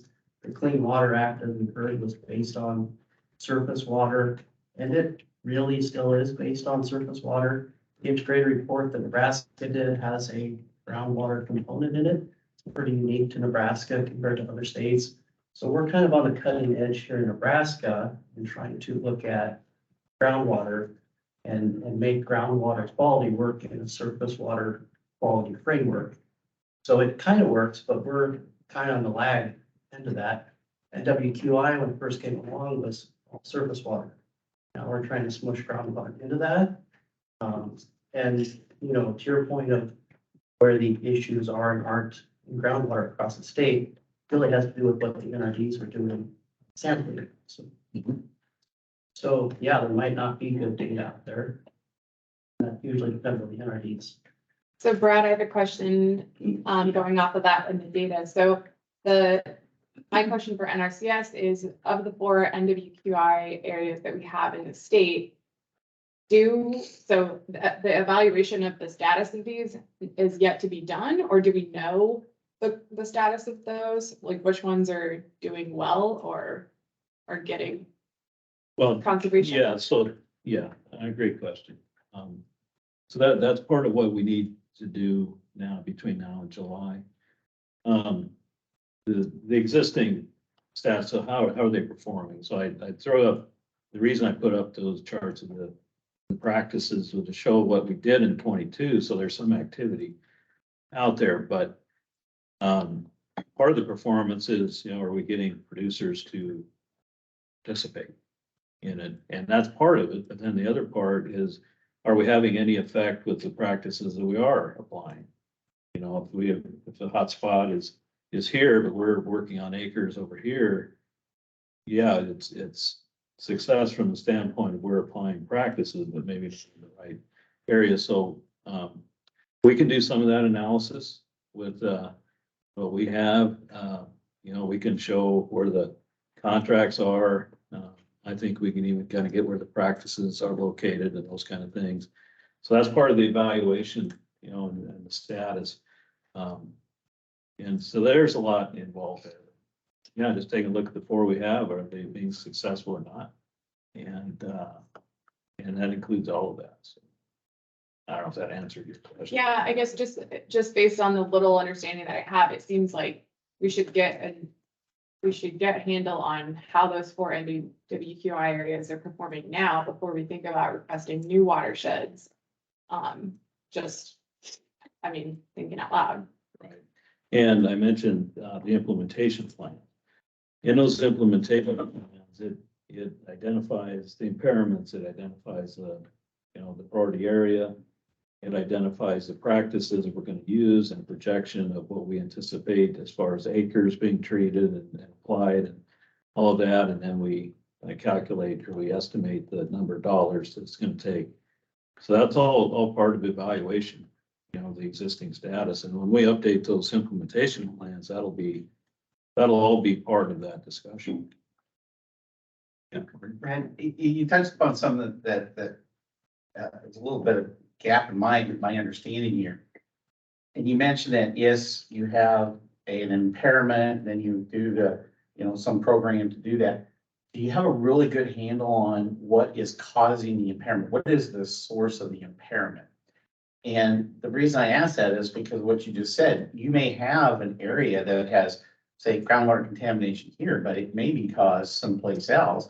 And yet you could have groundwater contamination here and maybe downstream is where they're actually seeing the impairment.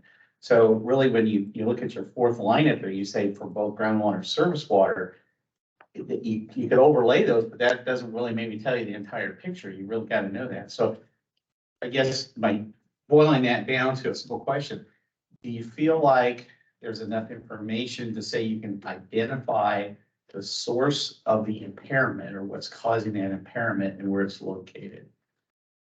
That's a great question. I'm gonna have to defer to the experts in the room. So that's, you absolutely articulated what I just tried to ask. Thank you. Well, Because that's where I was headed with the idea of a broader sampling and an integrated approach across the process is start to look at that, is understanding what that means to those. It could be ultimate, it could be a couple of years down the road that it's gonna happen. Well, and you're right. I mean, what we realized was we needed to look way out. I mean, a 50-year travel time. I mean, I've been in utilities almost 35 years, 50 years, I went by pretty quick. But that's what we started to noticing is that we can look at what's close to us. That's not what was really happening. So the problem is trying to identify where that source is at. And until you know what the source is, I don't feel comfortable saying that this is the remedy that you need. But I'm hearing a lot of good things that we're recognizing that water and fertilizer go together. That, we understand the mobility of it, but just so that, I mean, you make a good point with those grass, but even if you overlay the groundwater contamination underneath there, there's still got to be some analysis to do. It's just not just a picture, but it would at least say, I need to start looking at these areas. The project. I'm sorry, I went on too long. The projects we're doing that are specifically source water is we've done those 50-year time of travel models. And so those are the footprints that we're targeting.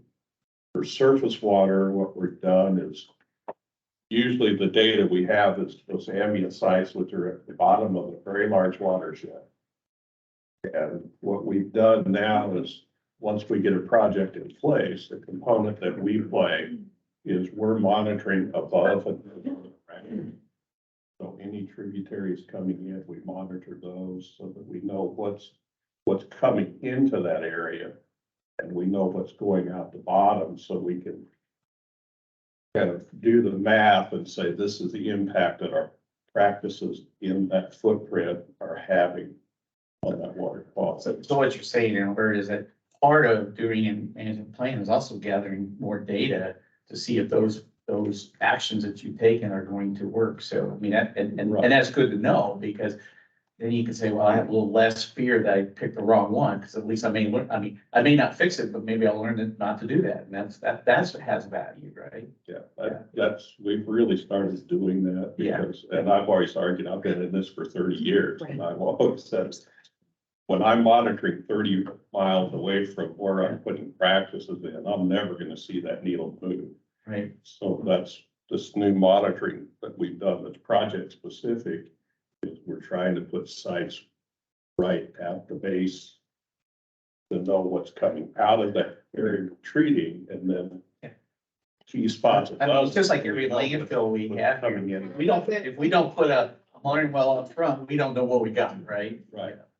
I'm only going to speak to surface water impairments that we've talked about, but the two that I talked about, atrazine and E. coli, those are primarily runoff event impairments. So we'll see those spike when runoff happens. E. coli, when we sample for it, it's colony forming units. So it's a sample that is looking at live E. coli. So that's a pretty, it can travel, but it's pretty site specific, I would say. E. coli doesn't live long in the aquatic environment. It needs air to thrive. So that's going to be pretty close to where those impairments are. Atrazine also, it breaks down and it's also going to move out. You'll see it spike when we have those runoff events. So that's just one. I guess, the atrazine is one of them. It's still a few days before that breaks down. And with a rain event, that could have been, within 2-3 days, that water's already gone out of the watershed, from where that source is at. So if there, there's a time to travel issues that you've got to still deal with, that's in there. And then, so is it really just one county that's got a problem? Is it just one branch in there?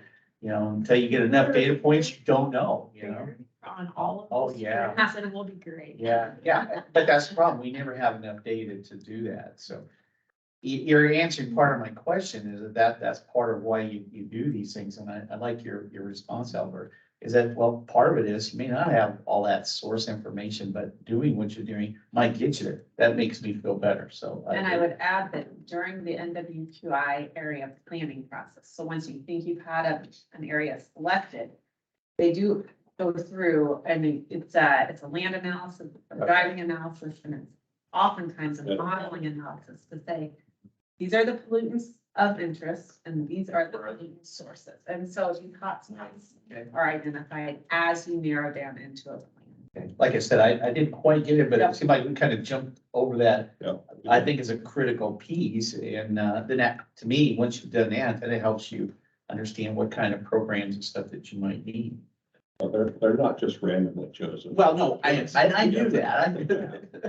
I wasn't saying that. I just saying, I need more information. So if you take and summarize the conversation right there, and a takeaway from Tara is we don't even use atrazine anymore on our operation. 8,000 acres, we don't use anything. None. And you start to look at what different areas and the use of them is. So is that important that we look at how do we do a sampling and a more intensified sampling? So those irrigation wells, those domestic wells, those livestock wells, and figuring out, know your well, I think isn't that a extension effort around the Brazil, as I understood it? I mean, how can we expand that program and what does it take for dollars to do that and people resources? But it gets back to how big a footprint do we want to have? And then more importantly, what does that mean? Because I think you're going to see regionally, I was just looking at your map on the atrazine. I can about name every one of those places. I know exactly what's going on. And it has to do with intensity of livestock and the crop that they're growing. And that's okay. That is literally, that's institutionally what we're going to do. We're going to consolidate because of freight. We're going to move as a producer. We want that corn close to our operation because we can't afford to pay for trucking. So that intensity or more yield, more whatever, and you optimize based off of what you're trying to do for your own operation. I could name every one of those. It's not hard. It's not rocket science, but I was appalled. I mean, the NRDs have sampling wells. I talked to three NRD managers last night, and some of them have 100 sampling wells on 2.3 million acres. That's not enough. And it's in a sampling area that isn't representative of how it connects to stream. I was just looking at those and I'm going, okay. So can we coordinate through this to get the kind of data that it takes to influence these decisions, but create action plans that make more sense? That then a producer has the confidence to reduce their NUE, because in this scenario, they're not going to do that. They're not going to reduce it. It's about money. It's about cash. But at the end of the day, nitrogen use efficiency. So it's a unit of N per bushel. So that's the thing that's touted now across nearly every platform is what's your use efficiency number. So again, the opportunity that I see from my seat as a producer is how do we engage the knowledge y'all have? You got the science, you got the research, we got the delivery mechanism, even through an extension, is how do we build a more robust information network that creates that level of confidence that this is what's occurring. Unfortunately, it's occurring because we don't know that. We know at an impaired stream and it's a point source, but what about the other 335,000 acres that surround that two particular processes? No, good comment. I wanted to go online. Were there some questions? There's a comment from George Cunningham. It says, is there a monitoring and assessment component with NWQI project areas? How are conservation practices being assessment for success? So what is been talked about. Okay, so is there a monitoring component?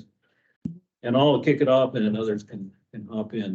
There's supposed to be monitoring component of NWQI. And we're encouraged to do monitoring but the outcomes is one part that we need to be able to report. I don't know, anybody else have any other more specific? I know that's pretty general, but We're doing the monitoring for projects. so George, yeah, the answer is yes. Do you have any? Come off mute if you want to have any follow-up on it. No, that's fine. Albert explained this as I was writing it, so that seems to answer the question. It's the conservation practices they're putting on the ground. How is a conservation assessment, being done there?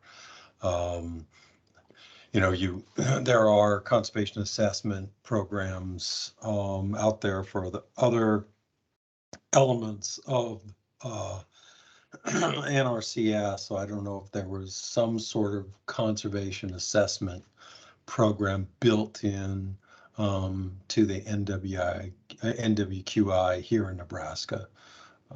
So. Yeah, good question, George. I don't have a good answer for you, but we do assess, like I say, NDE, they do their assessments. There are some opportunities we have through NRCS, like edge of field monitoring and other things, which some states do. We haven't went to that level here in Nebraska yet, but there are different options for assessments. I might be able to answer Yeah. just on a field office level. We've worked with Lower Platte North and then with the 319 grants, and we have had NWQI in the Walker Creek since 2014, I believe. And then prior to that, we had it in the Cottonwood watershed. So we worked out, we've talked about staffing and that. And so one thing we did do is I would try to give a report to Lower Platte North in which they could share with NDE as far as 319 practices that were selected. So I would try to yearly put a report together based on our EQIP contracts in the NWQI areas. And then we would specify specific practices, acres spent or acres treated, and then dollars spent on those. So that was something that we did as an office in the Walker Creek. And that seemed to address those best management practices. However, we did notice that a lot of those practices were maybe more supporting and not primary practices. So it was terraces, tile outlets, some grass waterways, things like that, which are all great conservation practices, but not necessarily the ones we wanted to target to address water quality. Okay, well, I'm going to move on in the interest of time real quick. Brad, I have a quick question. Oh, yeah, sure. The deadline is July 1st. July 1st. Looks like, is that for a larger cycle or is it every year there will be a deadline? That's been the typical timeline that I would expect again this year. Yeah. Good question. So real quick on source water, we got a little bit more time here, but Take this for next time and let Yep. Laura talk. Yeah. Cool. And then we can talk source water updates and positions. good. Yep. Cool. Good. Yep.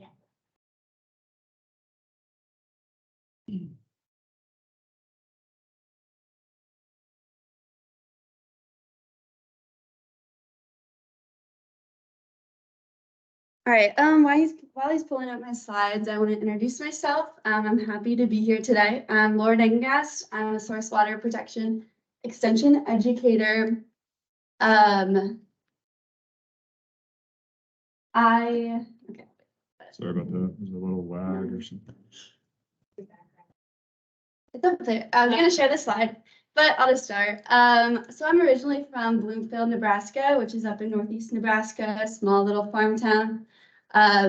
Grew up around the cornfields, grew up around all that type of stuff. I later went on to get my bachelor's at the University of Michigan in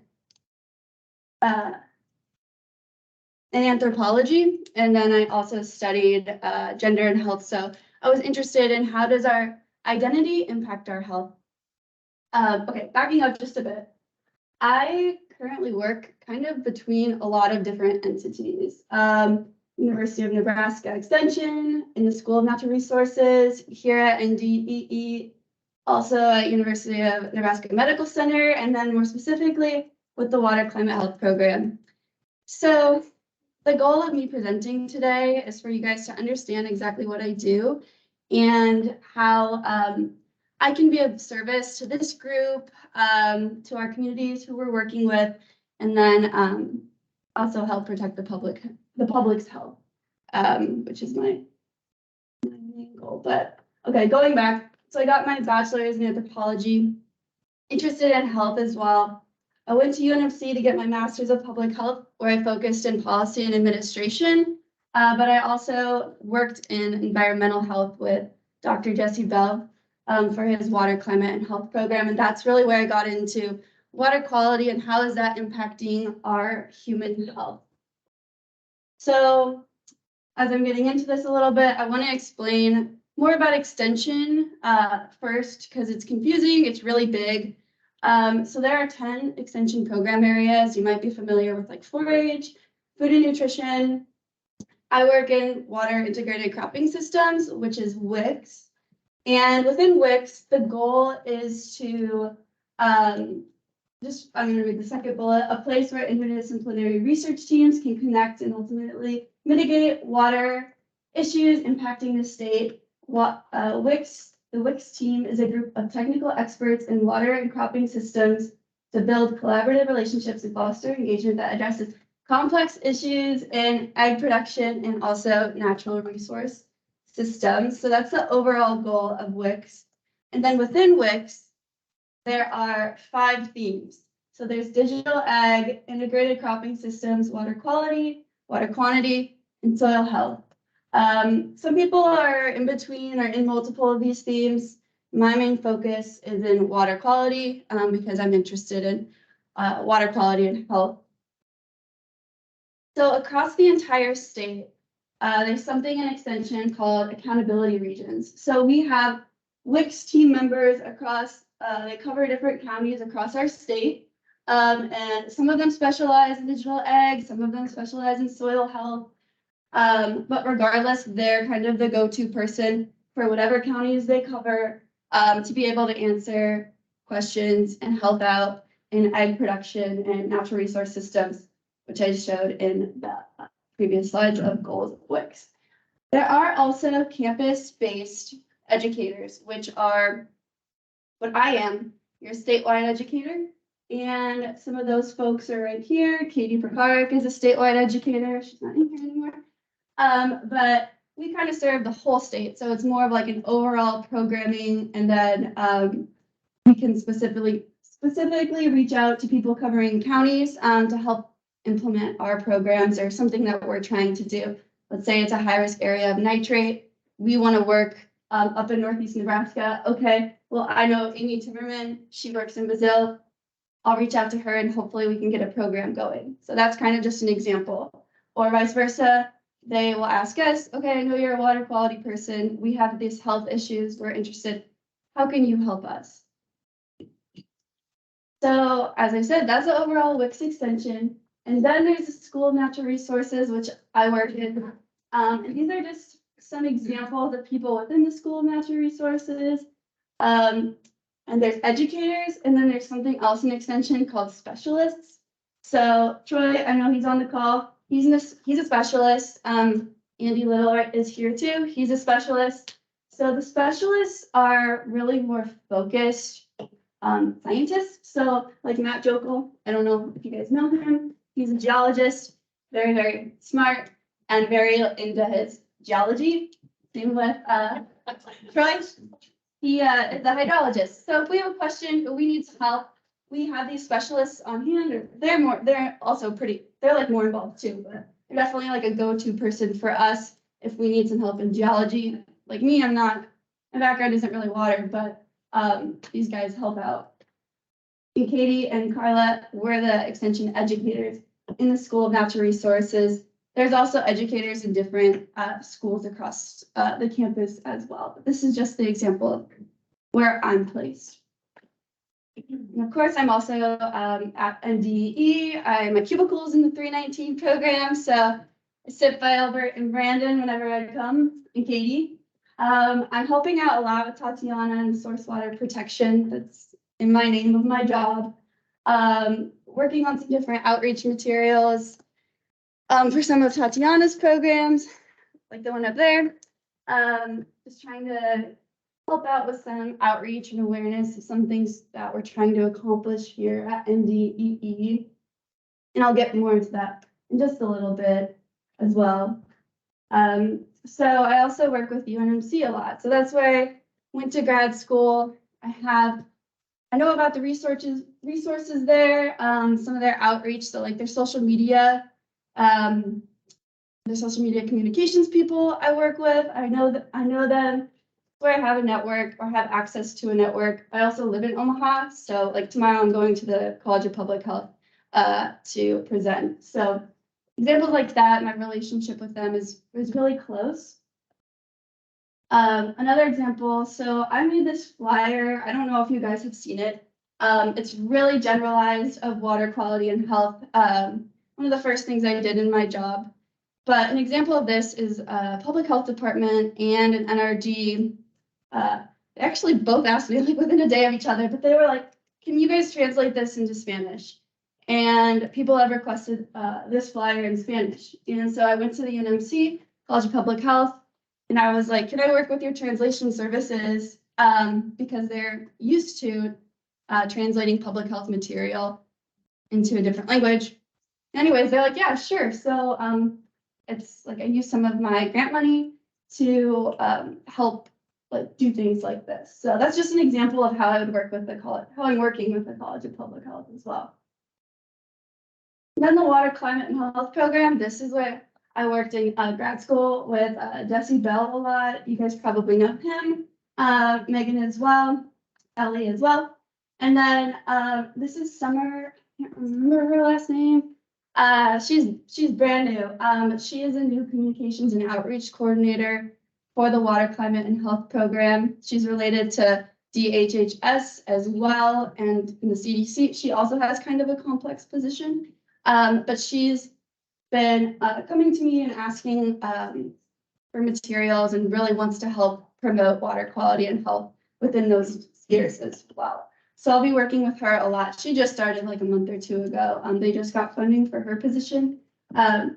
But working closely with the Water, Climate, and Health, that's actually who I'm presenting to tomorrow, their team. So that's just a quick overview of like where I sit between all these groups. I know I'm going quickly because we're almost out of time.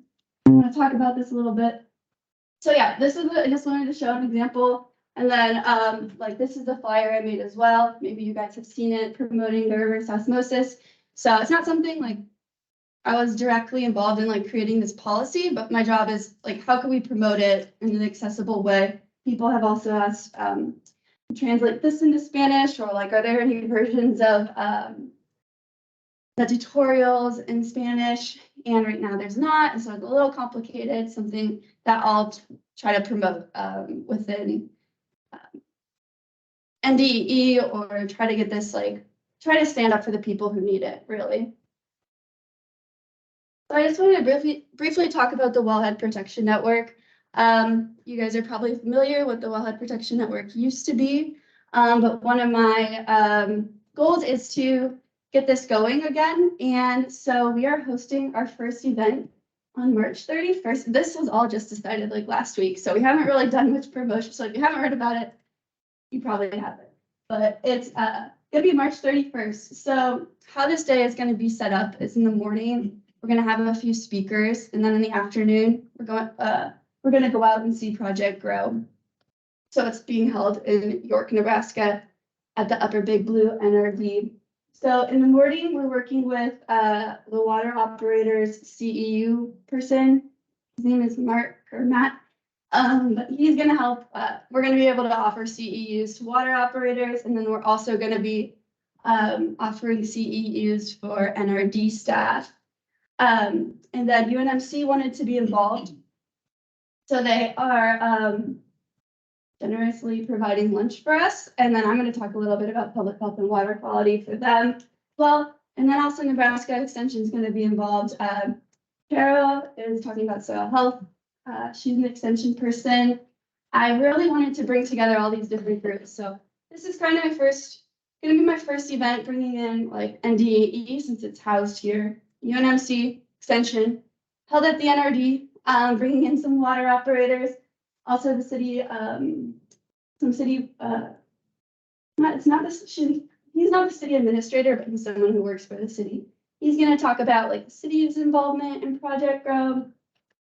I don't think I mentioned it, but we're really trying to promote the source water grant program that Tatiana is in charge of. Project Grow started off as a source water grant, and then it developed into something a lot bigger. But that's what we really want people to get kind of inspired and see how does this begin and what can this turn into? Because Project Grow has obviously evolved into something much bigger than what it started out as. And I have a flyer of that. It's printed off pretty dark blue, so I apologize if like you can't read it very well. But if you're interested in coming, please register. It's a free event to attend. It's a free event for people to get CEUs too. So we're really excited to see the turnout and see the involvement and just go from there. Yes, there's going to be 4 quarterly meetings that are going to travel across the state. The first one is in York, Nebraska, and then hopefully we're thinking the second one will be up in the Brazil area, but that's to be decided. But we're trying to find spots all across the state that have some type of source water protection that we can show off and showcase the work that they're doing. So this is kind of for my job description, but these are just the main goals of my position. I summarize them into 3 bullet points to facilitate different partnerships with different entities to address water pollution, climate, and public health issues related to drinking water, develop and deliver a research-based education program about water, climate, and public health related to drinking water, and then use innovative strategies and cutting-edge teaching and learning methods to protect source water. That's pretty much what that all says. So I want to be of service to you guys, of this group, of people working in it, and folks across the state. So that's kind of all I have to say right now. Yes. Thank you for investing your time. Click back to your slide about the cost share. Let's have a question for you. Yeah. What does that mean to you that Nebraskans can treat their drinking water for free? What does that mean to you? That, I mean, this is your space, so Yeah. what does that mean to you? I mean, it means a lot. This is a really good step in the right direction. Like if you're living in the city, it's not on you to treat your drinking water. And personally, it becomes a burden of living in the rural area to treat and pay for your own drinking water. So being able to offer folks who live in those rural areas, take some of that financial burden off of them is a huge step in the right direction. And this RO funding has a lot of barriers. It's not ideal. I don't know the slightest, but hopefully it's just the first round of funding and more will come. But yeah, I don't think our state has ever seen anything like this before.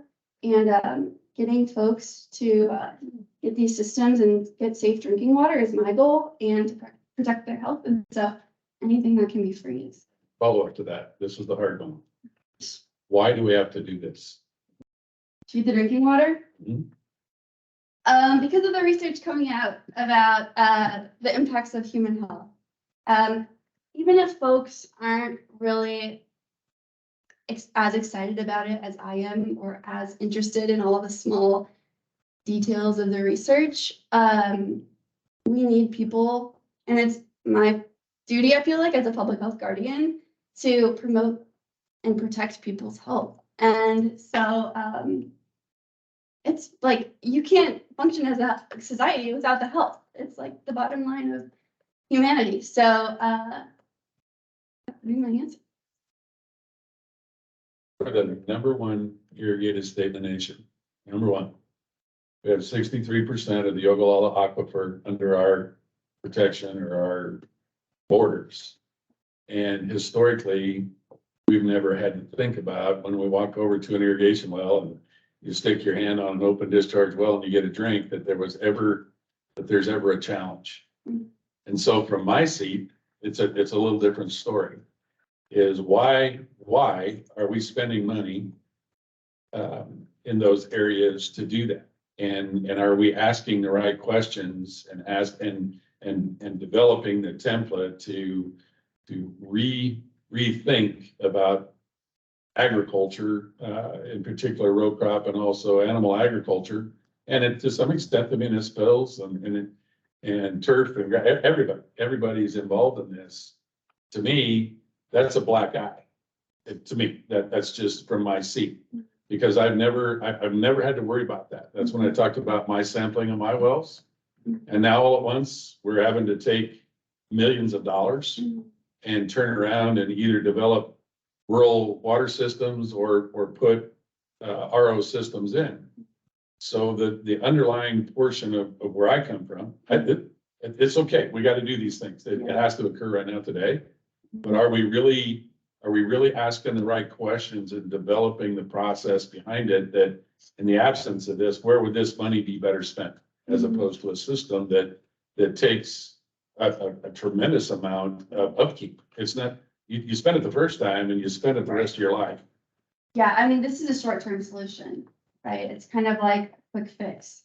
It's not the ideal solution, putting an RO system in your house, but it's an action you can take in this moment. Our goal is to get Nebraskans to stop drinking any type of contaminated water, and what we can do and what we have the ability to do is put an RO system in. But that's definitely not the long-term solution. This is what happens when you try to merge politics and science, and timing and the. I knew you were gonna say that. I could also push back where you should have been thinking about the water that you were drinking, just not something that was on the minds of people, because nitrates don't show up in groundwater overnight. It takes decades a lot of times for them to get in there. So I think now we're starting to think about how do we educate people that do have their own wells, because especially when you have people moving from the city into the rural areas on their acreages, they've existed on a water system and have never thought about what their drinking water is. You've lived on a farm your whole life and have never tested your wells. Some of that is education and just getting people aware that they need to pay attention to what their drinking water is. But I would almost kind of echo what you're saying, and I'm interested, like I've seen all this funding for these RO systems. They take a lot of maintenance. They are not something that $4,000 is going to cover. So I would really encourage this effort. I'm not saying that I don't agree with it, I do.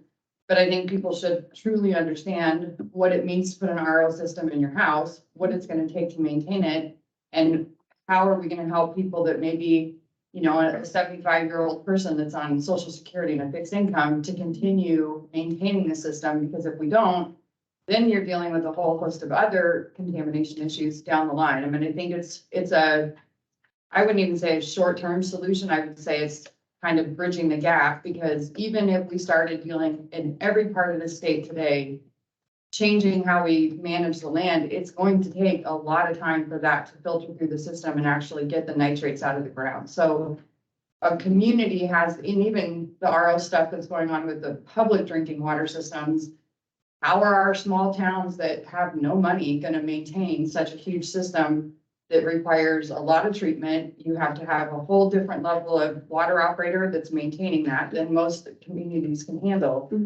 So, I mean, while I think RO is an option to get people covered for a period of time, there has to be, for that to really work and to not blow up in everybody's faces, there's got to be funding to continue with maintenance. And I don't know how the public's drinking water side of that is, because that's a really expensive kind of endeavor. So I would just hope that that is being thought of in this, and that it's not just rolling it out, give people the money, say it's fixed, and then all these unintended consequences happen down the line. Well, it's root cause, and that from my seat as a producer, this is a black eye to me, quite frankly.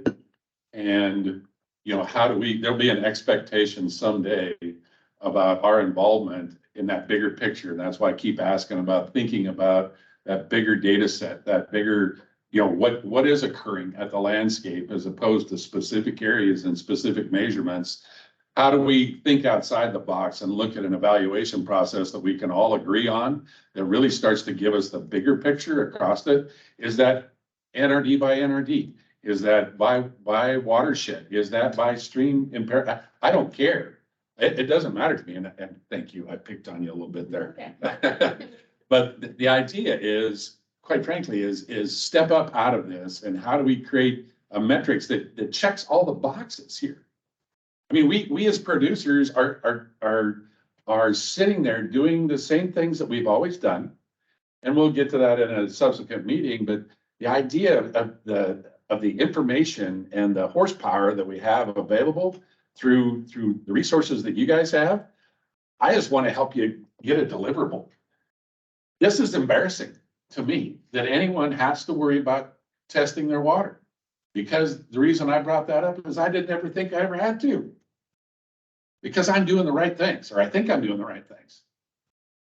Well, again, push back, like, it is also about educating you guys, because it's not just nitrates that you have to be concerned with, right? It's E. coli or other kind of contamination within your area. So anyone that has their own public drinking well should be testing it on a regular basis. And that is something that maybe we haven't done a great job of because it's, right, so it's not just about the black eye that you look at from the nitrate perspective, it's about making sure that your house has. We're saying the same thing, Sam. That's not a pushback. It literally is, what's the data set? What's the sample set that we can all agree on that starts to make sense to move us forward? It really is. That helps industry, it helps the area, and it helps that individual. That isn't going to go away. I understand that and figuring out how to fund it. But I was approached by a state senator that walked out of that room and talking about this appropriation for this RO system. And they made the comment that, okay, we're going to appropriate that to do this, but what are you gonna do, agriculture? What are you gonna do? Yeah, and I've got I don't want to say it's black eye, but I can tell you that I've got people in our community who's gonna say, you mean we've spent all of this money to treat our water, to get it under control, and you're gonna give this free to the folks that are living out there?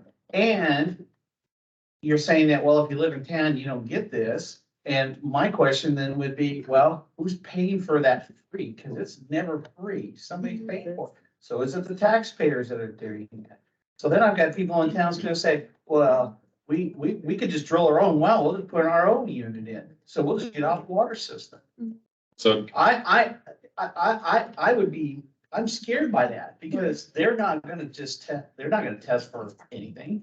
We've got people, we put RO units on because of all the organic compounds that are out there. They think everything's okay. I've found higher levels after that RO unit because it wasn't being taken care of this year. But they were happy, right? That's all they got. It was happy. So I'm really concerned that you're gonna make it sound like us, you know, utilities that are doing it.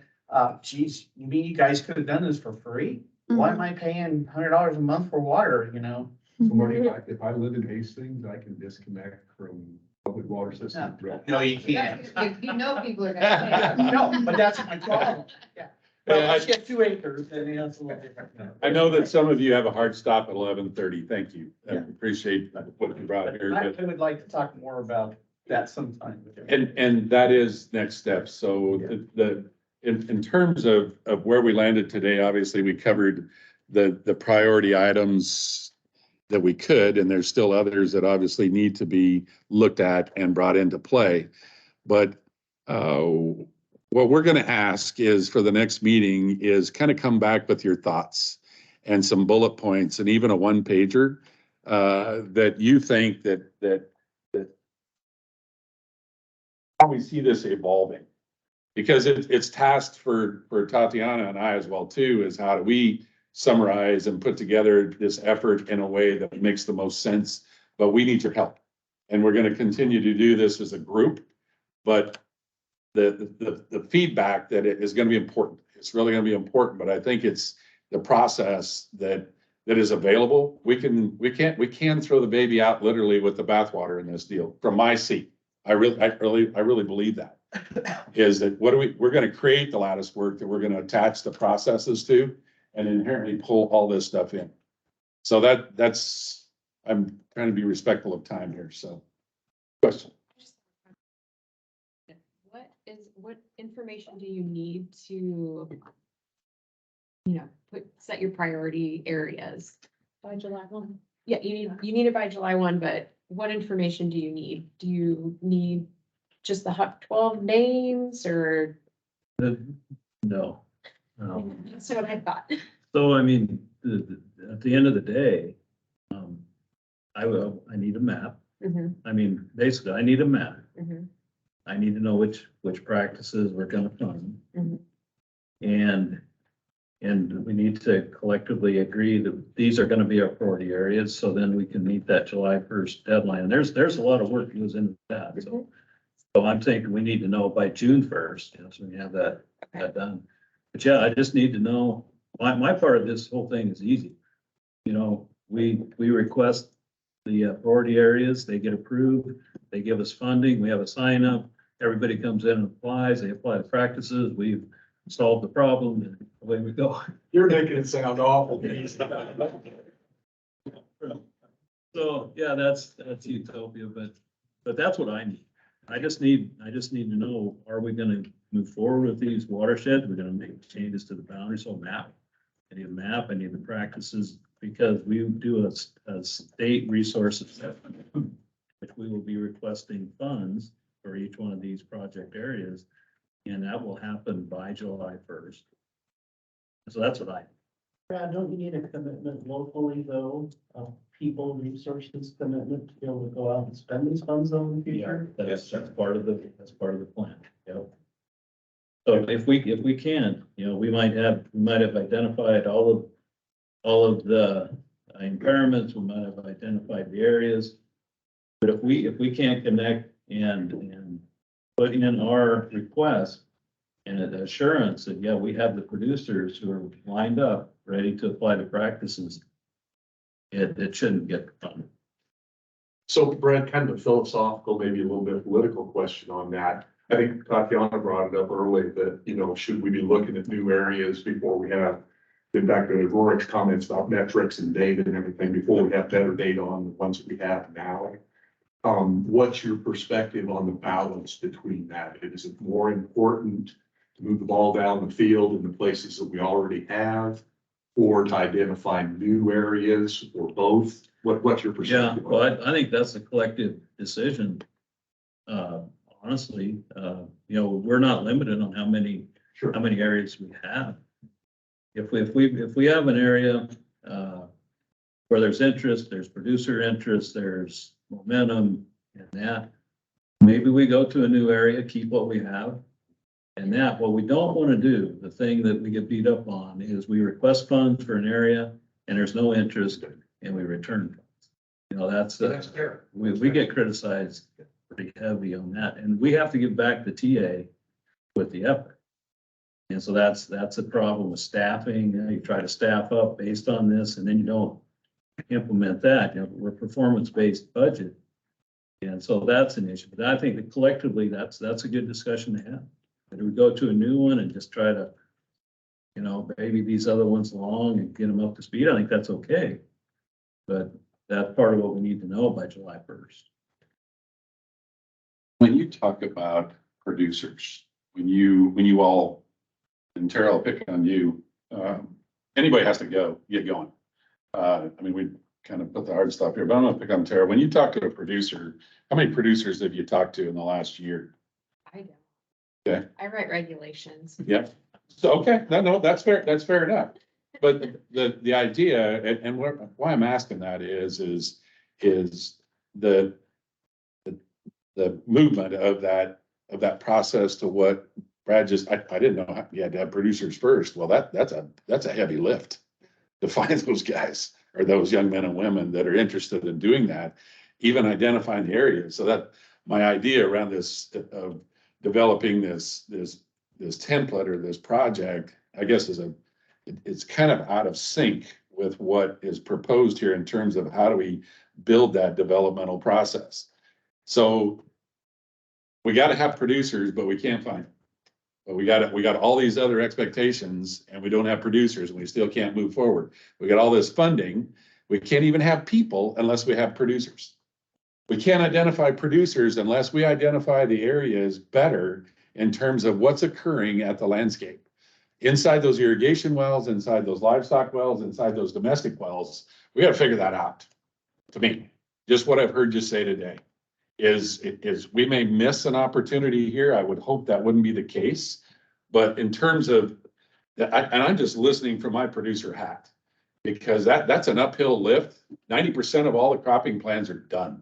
I mean, they are getting ready to go to the field here in the next 3 weeks. As soon as the snow's off, you're going to see, and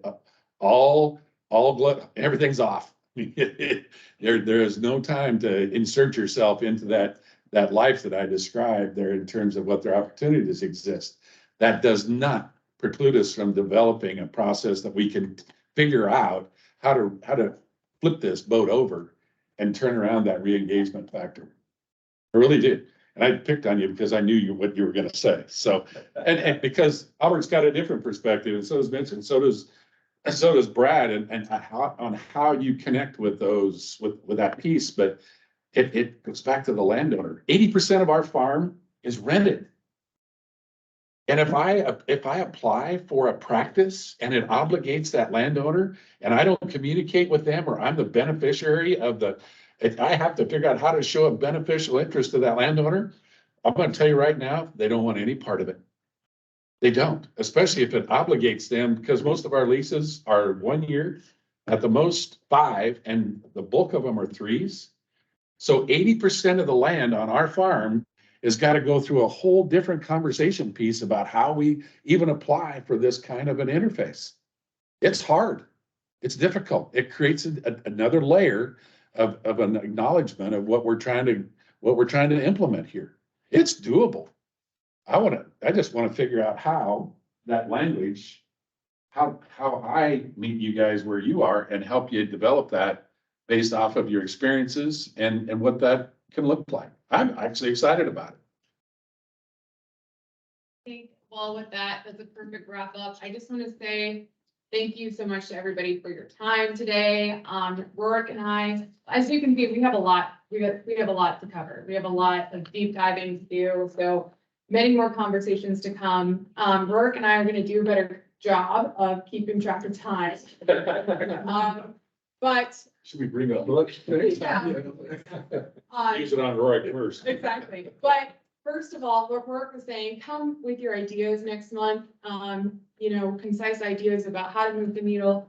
Also, be thinking about who to invite, and please approach Rourke and myself. Let us know who's missing from the table. Let's get them involved and get them heard, because that's what's so important, is to figure out all of these things. We need those missing links in that conversation. So I guess that's kind of. And I love the virtual part, but I would encourage any partners to please figure out how to get here face to face, because I think the next iterations of what we're trying to accomplish really should be done in a room so that we can understand what their interest is and what their level of commitment is to this process. And I think it's really, really important, and I get it. There's no reason not to offer it, but I think it's time that we put some meat on the bones, quite frankly.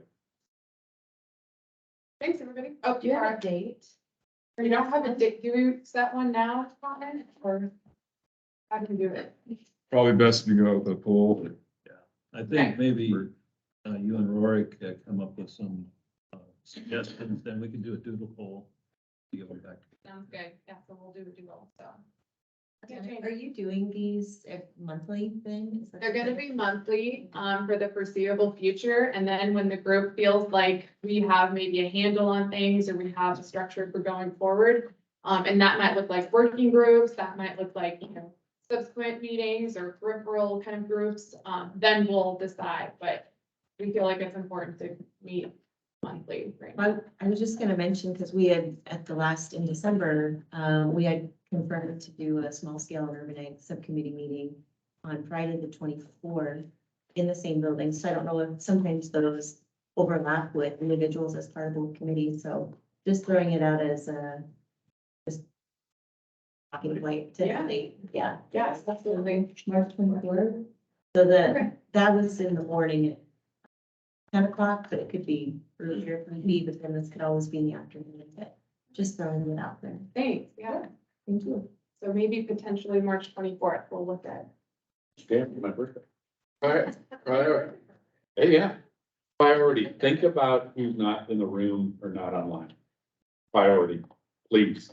And even if you don't invite them, send it to myself or to Tatiana, and we will get that invite out. I know you're all busy, but think about who's not here, about how to develop this next process, this next conversation. Thanks, everybody. Thank you.